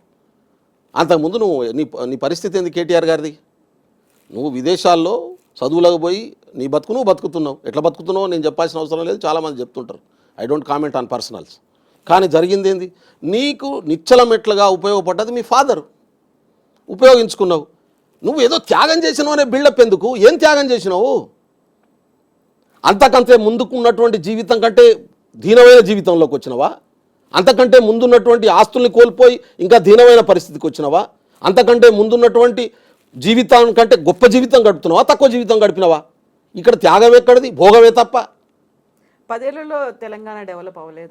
ఏం డెవలప్ చేసిర్రు వాళ్ళు? ఏం చేసిర్రు చెప్పండి. ఏం చెప్పగలుగుతారు? ఏ పారామీటర్లు చెప్పగలుగుతారు వాళ్ళు? నేనేమంటున్నానంటే 10 ఏళ్లలో ఈ రాష్ట్రంలో గిరిజనుల పరిస్థితి దీనంగా తయారైంది, దళితుల పరిస్థితి దీనంగా తయారైంది, నిరుద్యోగ సమస్య విపరీతంగా పెరిగింది, ఉద్యోగాల భర్తీ జరగలేదు. తెలంగాణ రాష్ట్రాన్ని కొట్లాటి తెచ్చుకున్నటువంటి సామాజిక వర్గాలు దూరం చేయబడ్డాయి. ఒక ఉద్దేశపూర్వకంగా ప్రణాళికబద్ధంగా దూరంగా చేయబడ్డది. కొట్లాడింది ఎవరు? ఎస్సీ ఎస్టీ బీసీ మైనార్టీలు కాదా? ఏ ఎస్సీ ఎస్టీ బీసీ మైనార్టీలు మీరు ఫోర్ ఫ్రంట్లో పెట్టినరు? ఎందుకు తీసుకొని రాలేదు వాళ్ళను? నిరుద్యోగాలు, నీళ్లు, నిధులు, నియామకాలు, స్వయం పాలన, ఆత్మగౌరవం. ఏమైనా ఆత్మగౌరవం దెబ్బతీసిండు? అపాయింట్మెంట్ కోసం గద్దర్ని ఇంటికాడ 3 గంటలు కూర్చున్నాడు. గద్దర్కి అపాయింట్మెంట్ ఇవ్వని తెలంగాణనా ఇది తెచ్చుకున్నది? అప్పుడు తెలంగాణ ఉద్యమానికి మొత్తం నాయకత్వం వహించాడు. కేసీఆర్ మోడల్లో రాలే తెలంగాణ. కేసీఆర్ 100 సీట్లు 17 ఎంపీలు వస్తాయన్నాడు. రాజీ లేని పోరాటం చేస్తే తెలంగాణ వస్తుందని గద్దర్ చెప్పిండు. మేమంతా రాజీ లేని పోరాటం చేసినాం కాబట్టి తెలంగాణ వచ్చింది. కేసీఆర్ తెలంగాణ ఉద్యమంలో నటించిండు, ఉద్యమం చేస్తున్నట్టు. ఆయన ఎప్పుడు 117 కోసం పనిచేసిండు. 117తో తెలంగాణ వచ్చిందా? 100 ఎమ్మెల్యేలు 17 ఎంపీలు గెలిస్తే వస్తుంది అన్నాడు కదా. కేంద్ర ప్రభుత్వం కన్విన్స్ అయ్యేది పోరాటంతో అన్నాడు గద్దర్. గద్దర్ మోడల్లో తెలంగాణ వచ్చింది, కేసీఆర్ మోడల్లో రాలే. గదర్ మోడల్లో తెలంగాణ తీసుకొచ్చినటువంటి ఒక మహానుభావుడు నీ ఇంటి ముగ్గడికి ముఖ్యమంత్రి అయితే నీ దగ్గర కలవనికి ఒక దరఖాస్తుకు వస్తే 3 గంటల ఎండలో కూర్చోబెట్టినటువంటి తెలంగాణ మేము కోరుకున్నది. కాబట్టి చెట్టు సాడున తండ్రి నీడ సాటున పెరిగినటువంటి వాడు నీతులు చెప్తే ఎట్లా? తొందరలోనే కేటీఆర్ తెలంగాణలో పాదయాత్ర చేయబోతున్నట్టుగా. చేయని అమ్మ, మంచిదే కదా. నేనేమంటున్నా అంటే నేను ఆహ్వానిస్తున్నా, ప్రతిపక్షము ప్రజల పక్షాన నిలబడి ప్రజలకు ఉన్నటువంటి సమస్యల్ని బయటికి తీసుకొస్తే మేము కూడా మరింత ఒళ్ళు దగ్గర పెట్టుకొని పనిచేస్తాం. నేను అదే చెప్తున్నాను. ఇది డెమోక్రసీ, ఇది రాచరికం కాదు. ఇది ప్రజలు ఓట్లేసి గెలిపిస్తే అధికారంకి వచ్చే అవకాశం ఉంటుంది. గతంలో 2 సార్లు కేసీఆర్ ఓట్లేసి గెలిపించారు ప్రజలు, ఈసారి మాకు ఓట్లేసి గెలిపించారు. 5 సంవత్సరాలు మమ్మల్ని పాలించమని అధికారం ఇచ్చిండ్రు. మేము ఏదేదైతే ప్రజలకు చెప్పినామో ఈ 5 సంవత్సరాల్లో వాటిని ఫుల్ఫిల్ చేయలేదనుకోండి, ఖచ్చితంగా మమ్మల్ని ఓడిస్తారు రేపు. కానీ పూర్తి స్థాయిలో అమలు చేసి ప్రజలకు ఇచ్చినటువంటి మాటను మేము నిలబెట్టుకుంటాం. వీళ్ళు చెప్పే అబద్ధాలు, వీళ్ళు చెప్పే మోసాలు, ఇలా చరిత్ర ఉంది కదా, 10 years ఆఫ్ ఎక్స్పీరియన్స్ ఉంది కదా ప్రజల ముందు. నువ్వేం చేసినావు, నేనేం చేసినా, నేను 5 సంవత్సరాలు అయిన తర్వాత బేరీ చేస్తారు కదా, నీ 10 సంవత్సరాల పాలన నా 5 సంవత్సరాల పాలన తేలిపోతుంది కదా ఇవ్వలేందో. నువ్వేం చేసినావు నేనేం చేసినావు అనేది విచక్షణతో ఆలోచిస్తారు కదా జనాలు. కాబట్టి ఆ అవకాశం ప్రజలకు వదిలేద్దాం. నేను తప్పుడు మాటలు మాట్లాడను, నువ్వు మాట్లాడడం బంద్ చేయి, అబద్ధాలు చెప్పడం బంద్ చేయి, మోసాలు చేయడం బంద్ చేయి. కార్ రేసులో 55 కోట్లు ఎవరికి ఇప్పించడో తెలియదు, ఇంతవరకు ఎందుకు ఇచ్చిండో తెలియదు, ఇన్వెస్టిగేషన్ జరుగుతుంది. అంటే ఎట్టు పడితే అటే 1000 కోట్ల రూపాయల ఎక్స్కలేషన్ ఇచ్చి కాంట్రాక్టర్లకు ఇచ్చేసినటువంటి వాళ్ళు ఏం చేసిర్రు? వాళ్ళు అరాచకం తప్ప మీరు ఊహిస్తారు. అదే అంటున్నా నేను, 69,000 కోట్లు ఎక్కడ, 7 లక్షల కోట్లు ఎక్కడ? ఉమ్మడి రాష్ట్రంలో 60 సంవత్సరాల్లో 50 సంవత్సరాల్లో 69,000 అప్పు వస్తే 10 సంవత్సరాల్లో 7 లక్షల కోట్ల అప్పు. ఇప్పుడు సవాళ్ళకి సంబంధించి కూడా చర్చ అనేది జరుగుతుంది, అదొక ట్రెండ్ లాగా జరుగుతోంది. ఇప్పుడు ఇంకొక లేటెస్ట్ సవాల్ ఏంటంటే, నిరుద్యోగుల దగ్గరికి రైతుల దగ్గరికి సీఎం రేవంత్ రెడ్డి సెక్యూరిటీ లేకుండా ఒంటరిగా వెళ్ళగలుగుతారా? ఎందుకంటే వాళ్ళలో తీవ్రమైనటువంటి వ్యతిరేకత ఉంది, ప్రజల దగ్గర నుంచి ఒక స్పందన ప్రాపర్గా రావట్లేదు రేవంత్ సర్కార్కి అనేది. నేనేమంటున్నా అంటే, రేపు లోకల్ బాడీ ఎలక్షన్స్ వస్తున్నాయి. ఇప్పుడు ఎలక్షన్లో గెలిపే కదా పారామీటర్. ప్రజలు ఎలక్షన్స్ కూడా వస్తున్నాయి, జిహెచ్ఎంసీ ఎలక్షన్స్ వస్తున్నాయి, లోకల్ బాడీ ఎలక్షన్స్ వస్తున్నాయి. జిహెచ్ఎంసీ ఆల్సో లోకల్ బాడీ కదా. మున్సిపాలిటీస్ కావచ్చు, సర్పంచ్ ఎంపీటీసీలే కావచ్చు, ఇవన్నీ లోకల్ బాడీస్ కింద వస్తాయి. ఇవన్నీ కూడా లోకల్ బాడీ ఎలక్షన్స్ వస్తాయి. రేపు వాళ్ళు పనిచేసిరా మేము పనిచేసినా తేలుస్తారు కదా జనం, తొందర ఎందుకు? ఇప్పుడు అసెంబ్లీ ఎన్నికల్లో వాళ్ళు 39 సీట్లు గెలిచిర్రు, మేము 64 సీట్లు గెలిచినాం అలయన్స్తో. వాళ్ళకు సంబంధించిన ఒక క్యాండిడేట్ చనిపోతే బై ఎలక్షన్ జరిగింది. బై ఎలక్షన్లో ఆ సీటు మాకు వచ్చింది. పార్లమెంట్ ఎన్నికలు వచ్చినాయి 6 నెలలకే. నిజంగా పార్లమెంట్ ఎన్నికల నాటికి మాకు పనిచేయడానికి 2 నెలల టైమే, 60 రోజుల టైమే దొరికింది. 50 నుంచి 60 రోజుల టైం. మాకు ఏం టైం లేదు యాక్చువల్గా. 50 రోజుల్లో ఏం చేయగలుగుతాం? చేయగలిగిన పరిస్థితి లేదు. వాళ్ళు చెప్పిన లెక్క ప్రకారమే 100 రోజులు దాటిపోయింది, ఏం చేయలేదనే ప్రచారం విస్తృతంగా చేసినారు. టీఆర్ఎస్ పార్టీ ఎక్కడికి పడిపోయింది? 37% ఓట్ల నుంచి 24% ఓట్లకు పడిపోయింది. అంతకుముందు 39 అసెంబ్లీ ఎన్నికల్లో 39 నియోజకవర్గాల్లో వాళ్ళకు మెజారిటీ వస్తే, పార్లమెంట్ ఎన్నికల్లో 3 అసెంబ్లీ సెగ్మెంట్లో మెజారిటీ వచ్చింది. మిగతా ఆయన ఎగిరిపోయినాయి. పెరిగిరా తగ్గిరా అది చెక్ చేసుకోవాలి కేటీఆర్. నిజంగా ఆయనకు చిత్తశుద్ధి ఉంటే చెక్ చేసుకోవాలి. నేనంటున్న రేపు లోకల్ బాడీ ఎన్నికల్లో కేటీఆర్ సొంత కాన్సెన్సీలో మేము తగ్గిపోయినాం అంటున్నాం కదా. నేనేమంటున్నా అంటే, నేను అనను ఇటువంటి, ఇది ఛాలెంజ్ కాదు. నాకు ఇష్టం ఉండదు కూడా ఇటువంటి మాట్లాడడం. నేను ప్రజలను అవమానం చేయదలుచుకోలేదు. నేను ప్రజలంటే బాగా గౌరవిస్తాను, నాకు రెస్పెక్ట్. కేటీఆర్ గారు తన్ని తానే ఒక లిట్మస్ టెస్ట్ పెట్టుకోదలుచుకున్నాడు. రేవంత్ రెడ్డి మీద భయంకరమైన వ్యతిరేకత వచ్చేసింది. రేవంత్ రెడ్డిని నువ్వు తప్పు చేస్తున్నావు అని నిరూపించదలుచుకున్నావు. నువ్వు రిజైన్ చేసి బై ఎలక్షన్కు పో. చలో, నువ్వు రిజైన్ చేయి, సిరిసిల్లాకు బై ఎలక్షన్కు పో, నువ్వు గెలువు. అబ్బా కేటీఆర్ చెప్పేది వాస్తవం రా బాబు అని చెప్పి నేను కూడా దండం పెడతాను. నీకు నువ్వు టెస్ట్ పెట్టుకో, తేలిపోతుంది కదా. ఇప్పుడు 2 లక్షలు రుణమాఫీ చేస్తే రాజీనామా చేస్తానని చెప్పి హరీష్ పారిపోయిండు. దానికి ఏదో రకరకాల వంకలు పెట్టిండు. ఆయన తెలుసు రిజైన్ చేస్తే గెలవననే విషయం, హరీష్ రావు కూడా తెలుసు. కేటీఆర్ నిజంగానే రేవంత్ రెడ్డి మీద భయంకరమైన వ్యతిరేకత వస్తే, మా ప్రభుత్వం మీద భయంకరమైన వ్యతిరేకత వస్తే, మా ప్రభుత్వం లేవలేని పరిస్థితి వస్తే, ప్రజలు 100 సీట్లు గెలుతాయని కదా నేను హరీష్ రావు చెప్తున్నాడు. మీ బావబామ్మలు తిరుగుతారు, రిజైన్ చేయండి, చలో టెస్ట్ చేద్దాం మీ ఇద్దరు 2. మీరిద్దరు గెలిచిరు అనుకో, మళ్ళా అవును మీరు చెప్పేది నిజం అని నమ్ముతాను నేను. ఎందుకు ఈ అబద్ధాల మాటలు, ఎందుకు కాకపోతే ఈ మోసాల మాటలు? భయం అనేది కాంగ్రెస్ సర్కార్కే ఉంది, రేవంత్ రెడ్డికే ఉంది. అందుకే స్థానిక సంస్థలతో సహా జిహెచ్ఎంసీ ఎన్నికలు పెడతారో లేదో, అసలు ఎప్పుడు వస్తాయో అనేటువంటి డౌట్ వస్తుంది అనేది కాదంటారా? ఇప్పుడు మాకు ఏ భయం లేదు, మాకు స్పష్టత ఉన్నది, మాకు రూట్ మ్యాప్ ఉన్నది, క్లారిటీ ఉంది. ఒక్కొక్క పని ఎట్లా చేసుకుంటా ముందుకు పోవాలనో మాకు తెలుసు. లోకల్ బాడీ ఎన్నికలు కూడా జరుగుతాయి. ఎందుకంటే జనగణన బీసీలకు సంబంధించినటువంటి రిజర్వేషన్లు జనాభా లెక్కల ప్రకారం వాళ్ళకి ఇవ్వాల్సినటువంటి అవసరం ఉంది. మా పార్టీ ఇచ్చినటువంటి వాగ్దానం ఇది. మేము వాళ్ళకి అష్యూర్ చేసినాం. అందుకని జనగణన మొదలుపెట్టినాం. ఇది అయిపోయినాక లోకల్ బాడీ ఎన్నికలు జరుగుతాయి. కాబట్టి బీసీల వాటా బీసీకి జనాభా ప్రకారం ఇవ్వడం కోసం, ఎస్సీల వాటా ఎస్సీలకు ఇవ్వడం కోసం, ఎస్టీల వాటా ఎస్టీలకు ఇవ్వడం కోసం ఒక సైంటిఫిక్ అప్రోచ్లో ముందుకు పోతున్నాం తప్ప ఇంకోటి కాదు. రెండోది కేటీఆర్ అని అందుకనే అంటున్నా, కేటీఆర్కు ఏమైనా అనుమానం ఉంటే మాకు తగ్గిపోయింది, మాకు ప్రజలు వ్యతిరేకంగా ఉన్నారు, 100 సీట్లు గెలుస్తాయంటే test your conscience itself. We are ready for that. అక్కడే నిరూపిద్దాం, సిరిసిల్లలో నిరూపిద్దాం, సిద్దిపేటలో నిరూపిద్దాం. అంతకంటే పెద్ద ఏమున్నది? కాదు అంటే కేటీఆర్ని కూడా రిజైన్ చేయం, కేసీఆర్ని కూడా ముగ్గురు కాన్సెన్స్లో పెట్టుకొని తెలుతాం. ఇంతకంటే పెద్దదేముంది? అందుకనే చెప్తా ఉన్నాను, నేను జనాల్ని డైవర్ట్ చేయడం కోసం, జనాల్ని తక్కువ అంచనా వేస్తూ, జనాలకు అవగాహన లేదనుకొని మనం ఏది మాట్లాడితే అది నడుస్తుంది అనుకుంటే అది భ్రమే తప్ప ఇంకోటి కాదు. కేటీఆర్ గారు, నేను ముందే చెప్పిన, అసెంబ్లీ ఎన్నికల్లో వాళ్ళు అనుసరించినటువంటి వ్యూహం తప్పుడు వ్యూహం. పార్లమెంట్ ఎన్నికల్లో ఇంకా తప్పుడు వ్యూహంతో పోయినారు. నేను అన్న మొత్తం ఒక్కటి కూడా గెలవని పరిస్థితి వస్తుంది అని చెప్పిన. తెచ్చుకున్నారు.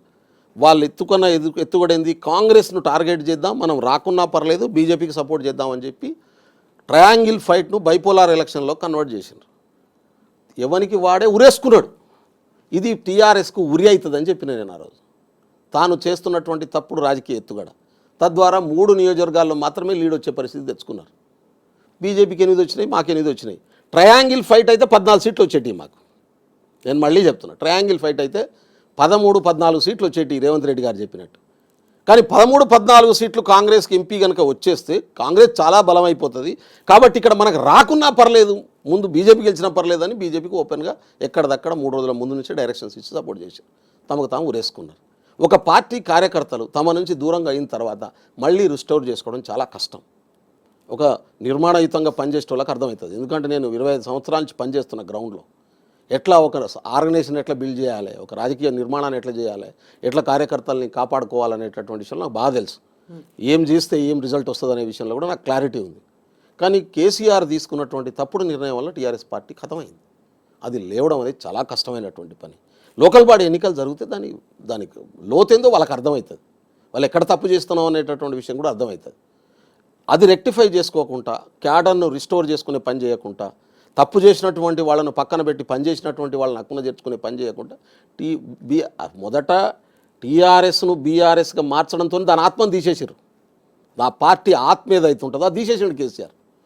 అంటే అధికారంతో ఉన్నటువంటి వంగమాగా ఏమంటారు కదా, చుట్టూ ఉన్నటువంటి వాళ్ళు చెప్పేటటువంటి చెప్పుడు మాటలతోని, ఆ భుజకిరీటాలతోని, దగదగలాడే భుజకిరీటాలు చుట్టూ ఉన్నంగా కనబడదు కదా వాస్తవాలు. దాంతో ఏమైంది, టీఆర్ఎస్ను తీసి బీఆర్ఎస్గా మార్చిండు. మొత్తం దేశాన్ని ఊపేస్తా అన్నాడు. చూసినాం కదా మనం. పార్టీని ఏర్పాటు చేసినప్పుడు ఒక తెలంగాణ రాష్ట్ర సాధన లక్ష్యంగా ఏర్పడ్డటువంటి ఆత్మ పక్కకి వెళ్ళిపోయింది. ఆ రోజే దాని పతనం మొదలైంది. ఈ మాట కూడా నేను చాలాసార్లు చెప్పిన. కాబట్టి ఇవాళ తెలంగాణలో చాలా పార్టీలు వచ్చినాయి, చాలా పార్టీలకు కనుమరుగైనాయి. అట్లా కనుమరుగయ్యే పార్టీలలో బీఆర్ఎస్ పార్టీ ఉంటుంది. ఇప్పటికిప్పుడు ఎలక్షన్స్ పెడితే 100 స్థానాలు బీఆర్ఎస్కి రావా? కాంగ్రెస్కి మొత్తం పోతుంది, ప్రభుత్వం పడిపోతుంది అని నేనేమంటున్నా అంటే అదే టెస్ట్ చేద్దాం. రెడీ? కేటీఆర్, కేసీఆర్, హరీష్ రావు ముగ్గురు రిజైన్ చేయండి, లేదా హరీష్ రావు చేయమని. చాలా సిద్దిపేట బలమైన స్థానం కదా వాళ్ళకు. తెలంగాణ ఉద్యమం మొదలైన కాడ నుంచి ఈ రోజు వరకు చాలా బలమైన స్థానం కదా సిద్దిపేట. కేటీఆర్ ఈ రోజు వరకు ఓడిపోలే కదా నువ్వు వచ్చిన కాడ నుంచి. నీదే టెస్ట్ చేద్దాం, పెట్టు. సో ఆ 3 స్థానాల్లో, ఆ 3 నియోజకవర్గాల్లో కాంగ్రెస్ బలంగా పుంజుకుందా? అంత ప్రజల నుంచి నేనేమంటున్నా అంటే కాంగ్రెస్ పుంజుకుందా లేదా అనేది సెకండరీ. మీరు లేదంటారు కదా. కేటీఆర్ గారు అంటున్నారు, హరీష్ రావు గారు అంటున్నారు. కేసీఆర్ గారు అయితే ఇంకా దాని మీద రియాక్ట్ కాలే.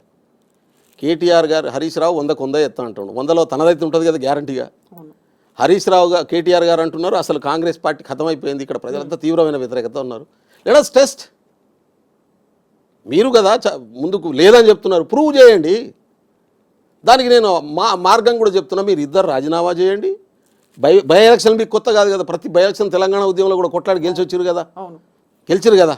కాబట్టి ఇప్పుడు ఇంకోసారి ఇంకో టెస్ట్ చేద్దాం పట్టరాదు. సో మీకెందుకు అంత కాన్ఫిడెన్స్ వాళ్ళు ఓడిపోతారు కాంగ్రెస్ పార్టీయే గెలుస్తుంది? నేనేమంటా అంటే మేము ప్రజల ఆలోచన ప్రకారం పనిచేస్తున్నాం, ప్రజలకు మేలు చేయడం కోసం పనిచేస్తున్నాం, ఇచ్చిన మాట ప్రకారం పనిచేస్తున్నాం, చాలా సిన్సియర్గా పనిచేస్తున్నాం.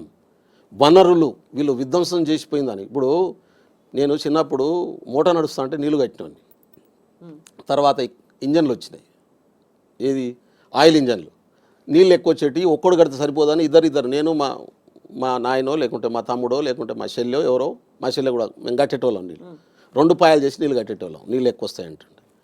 కాబట్టి ఏ నీళ్ళకు ఎట్లా పారకం ఉంటుంది, జనం ఎట్లా రియాక్ట్ అవుతారు, భూమి ఎట్లా రియాక్ట్ అవుతుందో తెలిసినోని. నేను అందుకనే చెప్తున్నా, మేము ఏం చేయలేదంటారు కదా, మీరే అన్ని చేసినావు అంటారు కదా, మా మీద వ్యతిరేకత వచ్చింది కదా, పెట్టరాదు, టెస్ట్ పెట్టరాదు, నీకు నువ్వు పెట్టుకో, మమ్మల్ని కూడా టెస్ట్ చేయి, we are ready for that test అంటున్నా. నేను ఊకే గాలి మాటలు మాట్లాడాను, నేను గాలి మాటలు అంటున్నా, కాదు నిజం అని నువ్వు చెప్తున్నావు, నిజం నిరూపించు. నీకు నిజమని నమ్మకం ఉన్న తర్వాత ఎందుకు నువ్వు భయపడుతున్నావు? నేను భయపడట్లేదు, ఎందుకంటే నా చేతిలో లేదు, నువ్వు చెప్పేది అబద్ధం అని చెప్తున్నా. నువ్వు నిజం నిరూపించు, నిరూపించవలసిన బాధ్యత నీ మీదనే ఉంది కదా. అయితే ప్రజల్లో వ్యతిరేకత లేదు అని మీరు అంటున్నారు. నేను పర్టికులర్గా పార్టీలోనే చాలా వ్యతిరేకత ఉంది. ముఖ్యంగా మీరు బలమైన వాయిస్తో పోరాడినటువంటి బెల్లయ్య నాయక్ లాంటి వాళ్ళకే సరైనటువంటి ప్రాధాన్యత, సముచిత స్థానం లభించలేదు. అక్కడే ఒక లుకలుకలు ఉన్నాయి, అక్కడే ఒక యూనిటీ లేదు, అక్కడే అందరూ కలిసి ప్రాపర్గా రేవంత్ రెడ్డి మీద వ్యతిరేకంగా జరుగుతున్నటువంటి ఈ ప్రచారాన్ని తిప్పికొట్టలేకపోతున్నారు. కాంగ్రెస్ పార్టీ నుంచి వాయిస్లే రావట్లేవు. నిజం కాదంటారా? అంటే పార్టీలో పనిచేసినటువంటి వాళ్లకు అవకాశాలు రాకపోతే అసంతృప్తి ఉండడం వేరు, అది అంతర్గత సమస్య. మీరు వింటున్నారు మోడీకి మోడీ అమిత్ షాకు ఆర్ఎస్ఎస్కు మధ్యన చాలా గ్యాప్ వచ్చిందని మనం రోజు చూస్తున్నాం, నేషనల్ వైడ్గా నేను ఈ మధ్యన చూస్తున్నాను. అది పాజిటివ్ కాంట్రడిక్షనా, నెగిటివ్ కాంట్రడిక్షనా? అవసరమైతే రేపు కాంగ్రెస్తో కొట్లాడాల్సి వచ్చినప్పుడు ఆర్ఎస్ఎస్ బీజేపీ ఒక్కటైతాయా లేకుంటే వేరువేరుగా ఉంటాయా? ఒక్కటే కొట్లాడతాయి. ఇప్పుడు నాకు అసంతృప్తి ఉందనుకో, నేను పోయి రేవంత్ రెడ్డితో చెప్పుకుంటా, లేకుంటే రాహుల్ గాంధీకి చెప్పుకుంటా. ఇది నా అంతర్గత సమస్య. కాంగ్రెస్ పార్టీ కార్యకర్తలు అధికారం వచ్చిన తర్వాత మీరైతే వెళ్ళి చెప్పుకుంటారేమో, కానీ చాలా వరకు అదే చెప్తున్నా, కాంగ్రెస్ పార్టీలో కష్టపడ్డటువంటి కార్యకర్తలకు అవకాశం రాకపోతే అసంతృప్తికి లోనవుతారు. అది వాస్తవం. కాంగ్రెస్ పార్టీలో కాదు, ఏ పార్టీలోనైనా లోనవుతారు, సహజమైన ప్రక్రియ అది. ఇవ్వాలనే ఇంతకుముందే 1 గంట క్రితమే పిసిసి అధ్యక్షులు మహేష్ కుమార్ గౌడ్ గారు ఒక స్టేట్మెంట్ ఇచ్చారు. ఏంటి వస్తుంటే చూసినారు, జిల్లా అధ్యక్షులకు, ఎమ్మెల్యేలకు, ఎమ్మెల్సీలకు, నియోజకవర్గ ఇన్ఛార్జీలకు చెప్పింది ఏంటంటే, పార్టీ కోసం సీరియస్గా కష్టపడి పనిచేసినటువంటి కార్యకర్తలకు నామినేటెడ్ పొజిషన్లో అవకాశాలు ఇవ్వండి. పిసిసి అధ్యక్షుడి నుంచి పోయినటువంటి లెటర్ గంట క్రితం రిలీజ్ అయింది. కాబట్టి పార్టీలో ఉన్నటువంటి నాయకులకు అకామిడేట్ ఎట్లా చేసుకోవాలనే పని చేస్తాం మేము. ఎక్కడ అసంతృప్తి ఉంటే వాటిని ఎట్లా సెట్ చేసుకోవాలని చేస్తాం. ఇప్పుడు నేను పార్లమెంట్ ఇన్ఛార్జిగా ఉన్నా ఎన్నికలకు మహారాష్ట్రలో గచ్చిరోలి పార్లమెంట్ కాన్స్టెన్సీకి. అక్కడ నామినేషన్స్ వేసారు మా వాళ్ళు, 5 6 వేసారు ఒక్కొక్క కాన్స్టెన్సీకి. వాళ్ళందరితో మాట్లాడి విడ్రా చేయిస్తున్నాను. అసంతృప్తి ఉంటుంది, కోరుకోవడం తప్పు లేదు, కానీ ఒకరికే అవకాశం వచ్చినప్పుడు మిగతా వాళ్ళని ఎట్లా అకామిడేట్ చేస్తాం అనేది ప్రశ్న. ఆ రోజు మేము ఎమ్మెల్యే టికెట్ ఆశించిన, నాకు రాలే, వేరే వాళ్ళకి ఇచ్చిన, ఆ ఇచ్చిన క్యాండిడేట్ కంటే ఎక్కువ తిరిగి ఆయన గెలిపించిన, నాకు అసంతృప్తి లేదా? ఉంది, కానీ నాకంటే పార్టీ పెద్దది. పార్టీ గెలవడం ప్రజల అవసరం, అధికారంలోకి రావడం ప్రజల అవసరం, మేము ఇచ్చిన పాలసీలు ఇంప్లిమెంట్ చేయడం ప్రజల అవసరం. ఆ పాలసీ ఇంప్లిమెంట్ అయితే ప్రజలకు మేలు జరుగుతుంది. నాకు ప్రోవోకేట్ చేపిద్దామని చాలామంది ప్రయత్నం చేశారు. అరే ఈయనకు అసంతృప్తి ఉంది, మేము గుంజుకోవచ్చు అని చెప్పి ప్రయత్నాలు చేసినటువంటి వాళ్ళు కూడా చాలామంది ఉన్నారు. కానీ నేనా ఇంపార్టెంట్, ప్రజలా ఇంపార్టెంట్. ఈ పాలసీ ఇంప్లిమెంట్ అయితే జనానికి మేలవుతుంది. బీఆర్ఎస్ పార్టీ పాలసీ ఇంప్లిమెంట్ చేయలే, బీజేపీ చేసే అవకాశమే లేదు. ఈ పాలసీలకే వ్యతిరేకం. పేద ప్రజల పక్షాన ఎవరున్నారు, నిరుద్యోగుల పక్షాన ఎవరున్నారు, రేపు ఉద్యోగాల భర్తీ ఎవరు చేస్తారు అనేది ఆలోచించి ఈ పక్షాన ఉన్నటువంటి పార్టీని కదా నేను గెలిపించుకోవాల్సింది. ఎంత అసంతృప్తులు ఉన్నాయని అనుకుంటున్నారో అంతే తీవ్ర స్థాయిలో వినిపిస్తున్నటువంటి ఇంకొక మాట, బీఆర్ఎస్ సోషల్ మీడియా చాలా చాలా పవర్ఫుల్గా ఉంది. వాళ్ళతో ఢీ కొనేంత సత్తా అనేది కాంగ్రెస్లో లేదు. వెరీ లేటెస్ట్గా సోషల్ మీడియాకి సంబంధించి ఒక టీముల్లో వాళ్ళగా వాళ్ళని ఎంకరేజ్ చేయడం కావచ్చు, లేకుంటే వాళ్ళకి పర్క్స్ ఇవ్వడం కావచ్చు, ఇవన్నీ అయ్యాయి. చెప్పింది చేసుకోలేకపోతున్నా, అంటే చేసింది చెప్పుకోలేకపోతున్నాము అనే మాట. వీటన్నిటికీ ఎలా ఓవర్కమ్ అయి ముందుకు వస్తుంది కాంగ్రెస్ పార్టీ అని? కవిత గారు మీరు చెప్పింది వాస్తవం. వాళ్ళందరికీ అబద్ధాలు చెప్పాల్సిన అవసరం ఉంది. ఎవరికి? ప్రతిపక్ష పార్టీకి, పిఆర్ఎస్కు, కాంగ్రెస్ మీద దుమ్మెత్తే పోస్ట్ వాళ్ళందరూ అబద్ధం ఆసరాగా ముందుకు పోతున్నారు. మేము నిజం వాస్తవం ఆసరాగా ముందుకు పోతున్నటువంటి పరిస్థితి ఉన్నది. జనరల్గా అబద్ధం ముందు రీచ్ అవుతుంది. నిజం గడప దాకా ముందే అబద్ధం ఊరంతా తిరిగి వస్తుంది అనే సామెత ఉంది, మీకు తెలుసు కదా. ఇవాళ అబద్ధం తిరుగుతుంది, ముందు అబద్ధం అర్థమవుతుంది, నిజమేనా అని అనుమానం క్రియేట్ అవుతుంది. అబద్ధంతో జరిగేది ఏంది? అనుమానం క్రియేట్ అవుతుంది. కానీ నిజం గడప దాటిన తర్వాత అబద్ధం తెరమరుగవుతుంది. ఇది జరగబోయేది. వాళ్ళ అబద్ధం తాత్కాలికమే, వాళ్ళు చెప్పే అబద్ధం నిలబడదు. నిజం బయటికి పోతున్నట్టు ఇప్పుడు మూసీ నది మీద రకరకాల కామెంట్లు చేసిర్రు. ఇప్పుడు చాలామంది మహిళలు రేవంత్ రెడ్డి గారిని తిట్టిర్రు, ప్రభుత్వాన్ని కూడా తిట్టిండ్రు. సో పాలాభిషేకాలు చేస్తున్నారనే అదే మహిళలు ఇల్లు ఇచ్చిన తర్వాత తీసుకొని 2 లక్షల చెక్కు తీసుకొని తిట్టినటువంటి వాళ్ళే మేము ఇట్లా ఊహించలేదు, మాకు తప్పుడు పద్ధతిలో చెప్పారు అనేటటువంటి మాటను వాళ్ళే చెప్తున్నారు.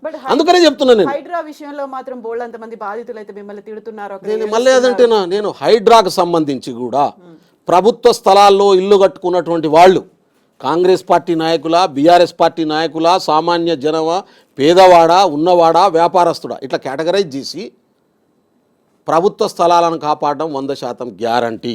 నంబర్ 1. పేదవాడు, మధ్యతరగతి వాడు తెలుసో తెలియకో మోసపోయి కొన్నటువంటి వాడికి రీహాబిలిటేషన్ చేయడం కూడా గ్యారంటీ. కానీ వ్యాపారాల కోసం ఆ స్థలాన్ని వాడుకునేటటువంటి వాళ్ళను అలో చేయడానికి మా ప్రభుత్వం సిద్ధంగా లేదు. కాబట్టి ఇది భవిష్యత్ తరాల ప్రజల ఆస్తిని రక్షించేటటువంటి ఒక మహత్తరమైనటువంటి కార్యక్రమం. ఎటువైపు నిలబడదలుచుకున్నారో సమాజం తేల్చుకుంటుంది, ప్రజలు తేల్చుకుంటారు. మాకు పూర్తి ఎందుకు హైడ్రా కొనసాగాలని చెప్పి ట్యాంక్ బండ్ మీద తీసిన ర్యాలీ కనబడదు మీకు? హైడ్రా కొనసాగాలని చెప్పి మొత్తం ప్రజలంతా బయటకు వచ్చి మాట్లాడుతున్నా ఎందుకు కనబడడు? మా ఊరికి రావాలి హైడ్రా అని చెప్పి ప్రజలు అడుగుతున్నటువంటి, జిల్లాల నుంచి అడుగుతున్నటువంటి స్టేట్మెంట్లు కనబడవు మీకు? నేను అడుగుతా ఉన్నాను. ఇవాళ హైడ్రా మీరు పెట్టుకోండి ఒకసారి, మీ ఛానల్లోనే 90% ప్రజలు హైడ్రాకు సపోర్ట్ చేస్తారు. ఎస్, తెలవకుండా తప్పుల అధికారులు తప్పుడు పద్ధతుల్లో అక్కడక్కడ పర్మిషన్లు ఇచ్చి ఇల్లు కట్టుకున్నటువంటి మధ్యతరగతి వర్గం ఉంది చూడే, వాళ్ళు నష్టపోతున్నారు. నేను ఒప్పుకుంటున్నా. వాళ్ళని రీహాబిలిటేషన్ చేస్తామంటున్నాం, కాంపెన్సేషన్ ఇస్తామని చెప్తున్నాం. ఎందుకోసం ఇంత రిస్క్ తీసుకుంటున్నాం? ఇంత ఇబ్బందికరమైనటువంటి ఆర్థిక పరిస్థితుల్లో హైదరాబాద్ భవిష్యత్తును ఆలోచించాలి మనం, ప్రజల భవిష్యత్తును ఆలోచించాలి మనం. కాబట్టి అంత ప్రణాళికాబద్ధంగా పోతున్నటువంటి పరిస్థితి ఉంది. రోజుకు 18 గంటలు ప్రభుత్వం చేస్తున్నది. అంతకుముందు ఏ ఎమ్మెల్యే దగ్గరన్నా ఇంకో మంచి కనబడ్డా మీకు? ఏ మంత్రి దగ్గరన్నా ఇంకో మంచి కనబడ్డా? మీరు వండి క్యాబినెట్ కనబడి నేను తీసుకొని పోతా మీకు. ఇప్పుడు పదండి, వేల మంది చెందుకు దరఖాస్తులు ఇస్తున్నారు మాకు. ఇప్పుడు కూడా మనుషులు కనిపిస్తున్నారు, కాకపోతే కాంగ్రెస్ పార్టీ కార్యకర్తలే ఎక్కువగా కనిపిస్తున్నారు. వాళ్ళు ఎదురు చూసారు, 10 ఏళ్ల పాటు ఎదురు చూసారు. నేను మీకు టాస్క్ ఇస్తాను, నేనే ఇస్తాను. మీకు తెలిసినటువంటి ఒక పేదవాడిని, సమస్య ఉన్నటువంటి వాడిని డైరెక్ట్ సెక్రటరీ పంపించండి, మీకు కెమెరాని పంపించండి వెనకాల. వాళ్ళకి అలో చేసి ఏ మినిస్టర్ దగ్గరికి పోయినా కలుస్తారా లేదా ఒకసారి చెక్ చేసుకోండి. నేను ఎందుకంటున్నా ఈ మాట అంటే కార్యకర్తలు ఎదురు చూసారు, ఇప్పుడు అంతా వాళ్ళు మనీ మేకింగ్ పనిలోనే పడ్డారు అనేదాన్ని లేదమ్మా. కాంగ్రెస్ కార్యకర్తలు ఇప్పటికీ కూడా బాధపడుతున్నారు. ఎవరికి ₹1 బెనిఫిట్ కాలే ఈ రోజు వరకు. I'm telling on record. మా ప్రభుత్వం వచ్చిన తర్వాత కూడా ₹1 బెనిఫిట్ కాలే. 10 సంవత్సరాలు కేసుల పాలైన వాళ్ళు, ఇబ్బంది పడ్డోడు, ఇప్పటికీ కోట్ల చుట్టూ తిరుగుతున్న వాళ్ళు అట్నే ఉన్నారు. కేసులు ఎత్తేయాలని చెప్పి మా ప్రభుత్వ ముఖ్యమంత్రి గారిని కూడా కోరినాం. కానీ దానికి లీగల్ ప్రొసీజర్ ఉంటుంది, ప్రొసీజర్ ప్రకారం ఎట్లా చేయాలో అట్లా చేస్తామనేటటువంటి మాట ఇచ్చాడు ఆయన. ఎట్లా పడితే అట్లా ముఖ్యమంత్రి కూడా డిసిషన్స్ తీసుకోవడానికి లేదు కదా. వాస్తవాలు మా వాళ్ళకి అర్థం చేయిస్తున్నాం. మేము కార్యకర్తలని పెంచడానికో, పేదరిక నిర్మూలన పథకాలు అందరికీ వర్తించినట్టే మాకు వర్తిస్తాయి. ఇప్పుడు హౌస్ లేని వాళ్లకు ఇండ్లు ఇస్తున్నాం. 3500 నియోజకవర్గానికి ఇళ్ళు కట్టాలనేది మన ప్రభుత్వం తీసుకున్నటువంటి నిర్ణయం నిన్న దీపావళి నుంచి.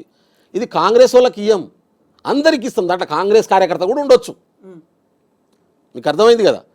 పేదరికం బేసెస్ మీద, ఇండ్లు లేని వాళ్ళ బేసెస్ మీద ఎవరెవరైతున్నారో వాళ్ళందరినీ ప్రభుత్వం సెలెక్ట్ చేసి ఇస్తుంది. కాంగ్రెస్ వాళ్ళకి టీఆర్ఎస్ వాళ్ళు చేసినట్టు చేసే పని లేదు మా దగ్గర. మొదటి నుంచి కూడా కాంగ్రెస్ కంప్లీట్ డెమోక్రటిక్ స్పిరిట్తో ముందుకు పోయేటటువంటి పార్టీ. ఇచ్చినటువంటి హామీల్లో ఇంకా కొన్ని అమలు చేయాల్సినటువంటి చాలా ఉన్నాయి, కొన్నే కాదు. అవన్నీ కూడా స్టెప్ బై స్టెప్ చేసుకుంటూ పోతాం. ఇప్పుడు బడ్జెట్ ఎంత ఉన్నది, ఈ సంవత్సరం ఎంత పెట్టగలం, నెక్స్ట్ ఇయర్ ఎంత పెట్టగలం, ఆ నెక్స్ట్ ఇయర్ ఎంత పెట్టగలం. ఇప్పుడు 3,500 ఇళ్ళు ఇస్తేనే ఖతం అయిపోవు కదా, అవును కదా. సమస్య ఇంకా ఉంటుంది కదా. కానీ ఒకటేసారి ఆ నియోజకవర్గంలో 10,000 ఇండ్ల అవసరం ఉంది. ఇప్పుడు 10,000 ఇండ్లు ఒక్క నియోజకవర్గాన్ని ఒకటే ఇయర్లో ఇవ్వగలిగిన బడ్జెట్ లేదు కదా మన దగ్గర. కాబట్టి ఇయర్కి ఇంత చొప్పున దాన్ని కంప్లీట్ చేయాలనేది ఒక ప్రాసెస్. ఇట్లా ఒక ప్రణాళికాబద్ధమైనటువంటి పనితో ముందుకు పోతున్నాం మేము ఎక్కడ కూడా. అందుకనే నేను ప్రజల్ని మీ ద్వారా కోరుతున్నది ఏంటంటే, గంటలో చేయాల్సిన పని ఏంది, వారం తర్వాత చేయాల్సిన పని ఏంది, సంవత్సరం తర్వాత చేయాల్సిన పని ఏంది అనే ఒక ప్రణాళికబద్ధంగా పోతున్నాం. ఉన్న వనరులను దగ్గర పెట్టుకొని దీని ప్రకారం పనిచేసుకుంటూ పోతాం. 99% ఇచ్చిన హామీల్ని 5 సంవత్సరాల్లో పూర్తి చేస్తాం. బీఆర్ఎస్ పార్టీ మిగతా పార్టీలు చెప్పేటటువంటి తప్పుడు మాటలు పడొద్దని చెప్పి నేను విజ్ఞప్తి చేస్తున్నాను. ఇప్పుడు మీకు అసంతృప్తి ఉంది, కొంతమంది కార్యకర్తలకు నాకు ఏం అసంతృప్తి లేదమ్మా. అయినప్పటికీ పార్టీ కావాలని అనుకుంటున్నారు కాంగ్రెస్. నేను ఏమంటున్నా అంటే, నాకు ఏం అసంతృప్తి లేదు. I'm for party. నా శక్తిని ఎట్లా వాడుకోవాలనేది పార్టీ ఇష్టం. నేను మళ్ళీ చెప్తున్నాను, నేను నాకంటే ఎక్కువ ప్రజల జీవితాలు బాగుపడాలని కోరుకుంటున్నా, భారత రాజ్యాంగం ఉండాలని కోరుతున్నా. ఈ దేశంలో నేను అత్యధికంగా ఇష్టపడేటటువంటి వాళ్ళు ట్రైబల్స్, పేద ప్రజలు. ఆ వర్గాలు మిగతా వాళ్ళతో సమానంగా డెవలప్ కావాలనేది నా కోరిక. సో ఇప్పుడు ప్రజలు నాకేం వస్తుంది అనేది ఎప్పుడు ఆలోచించలే. ఇలా పొద్దునే అంటుంది మా మేడం, నువ్వు ఇంటిని పట్టించుకోవు, నాది నడిచిపోయింది, పిల్లల్ని పట్టించుకోవు, వాళ్ళు ఎట్లా ఊరుకుంటారు అంటే, నేను అంటున్నా చదివిపించిన తెలివితేటలని బతకమను అని చెప్పిన. వాళ్ళ కాళ్ళ మీద వాళ్ళే నిలబడాలి. అంతే కదా మరి. ఎన్ని రోజులు చేతులు పట్టుకొని నడిపిస్తావు? 6 ఏళ్ల దాకా నడిపిస్తావా? 6 నెలల దాకా తల్లిదండ్రులు 1 year దాకా నడిపిస్తారు. మీ తల్లిదండ్రులను నా తల్లిదండ్రులను కింద పడిపోతాడేమని చెప్పి పడని అంటే, నేను పడితేనే కదా బోన్ స్ట్రాంగ్ అయ్యేటి, వాళ్ళే లేచి నిలబడతారు. అంతే కదా. అయితే ఇప్పుడు ప్రజలు రేవంత్ సర్కార్కి ఎన్ని మార్కులు వేస్తారు అనుకుంటున్నారు? పర్టికులర్ గా మీరెన్ని మార్కులు వేస్తారు? నేనైతే 100 మార్కులు ఇస్తాను. 100కు 100 వేస్తాను నేను. ఎందుకంటే నేను చూస్తున్నా ఇన్సైడ్ గుండా ఏం జరుగుతుందో కాబట్టి. నేను 100 మార్కులు వేస్తా. ప్రజలు కూడా త్వరలో 100 మార్కులు వేస్తారు. ఇప్పుడు 70 వేసినోడు, 60 వేసినోడు, 50 వేసినోడు 100 మార్కులు వేస్తారు. ఒక 6 నెలలు ఓపిక పట్టండి. త్వరలో అంటే 6 నెలలు. 6 నెలలు ఓపిక. నేను అదే అంటున్నా కదా, 6 నెలలు. ఇప్పుడు అబద్ధం రాజ్యం వేలడానికి ప్రయత్నం చేస్తూ ఉంది. ఆ అబద్ధం 100% పోయింది. అది 90కి వస్తుంది, అది 80కి వస్తుంది, అది 70కి వస్తుంది, అది 0కి వస్తుంది. 6 నెలల్లో అయిపోతుంది. స్టెప్ బై స్టెప్ అవుతుంది. అది మీరు చూడండి. చూద్దాం. బోల్డ్ అని డెవలప్మెంట్స్ కూడా ఉండబోతున్నాయి. మీరు ఎట్లాగో మహారాష్ట్రలో ఇన్ఛార్జ్గా కూడా ఉన్నాడు, గడ్చిరోలి పార్లమెంట్ నియోజకవర్గానికి. అక్కడ ఏం జరుగుతుంది, వీటన్నిటి గురించి మళ్ళీ మాట్లాడుకుందాం. Thank you so much Bellayya Naik garu. Thank you అమ్మా. Thank you.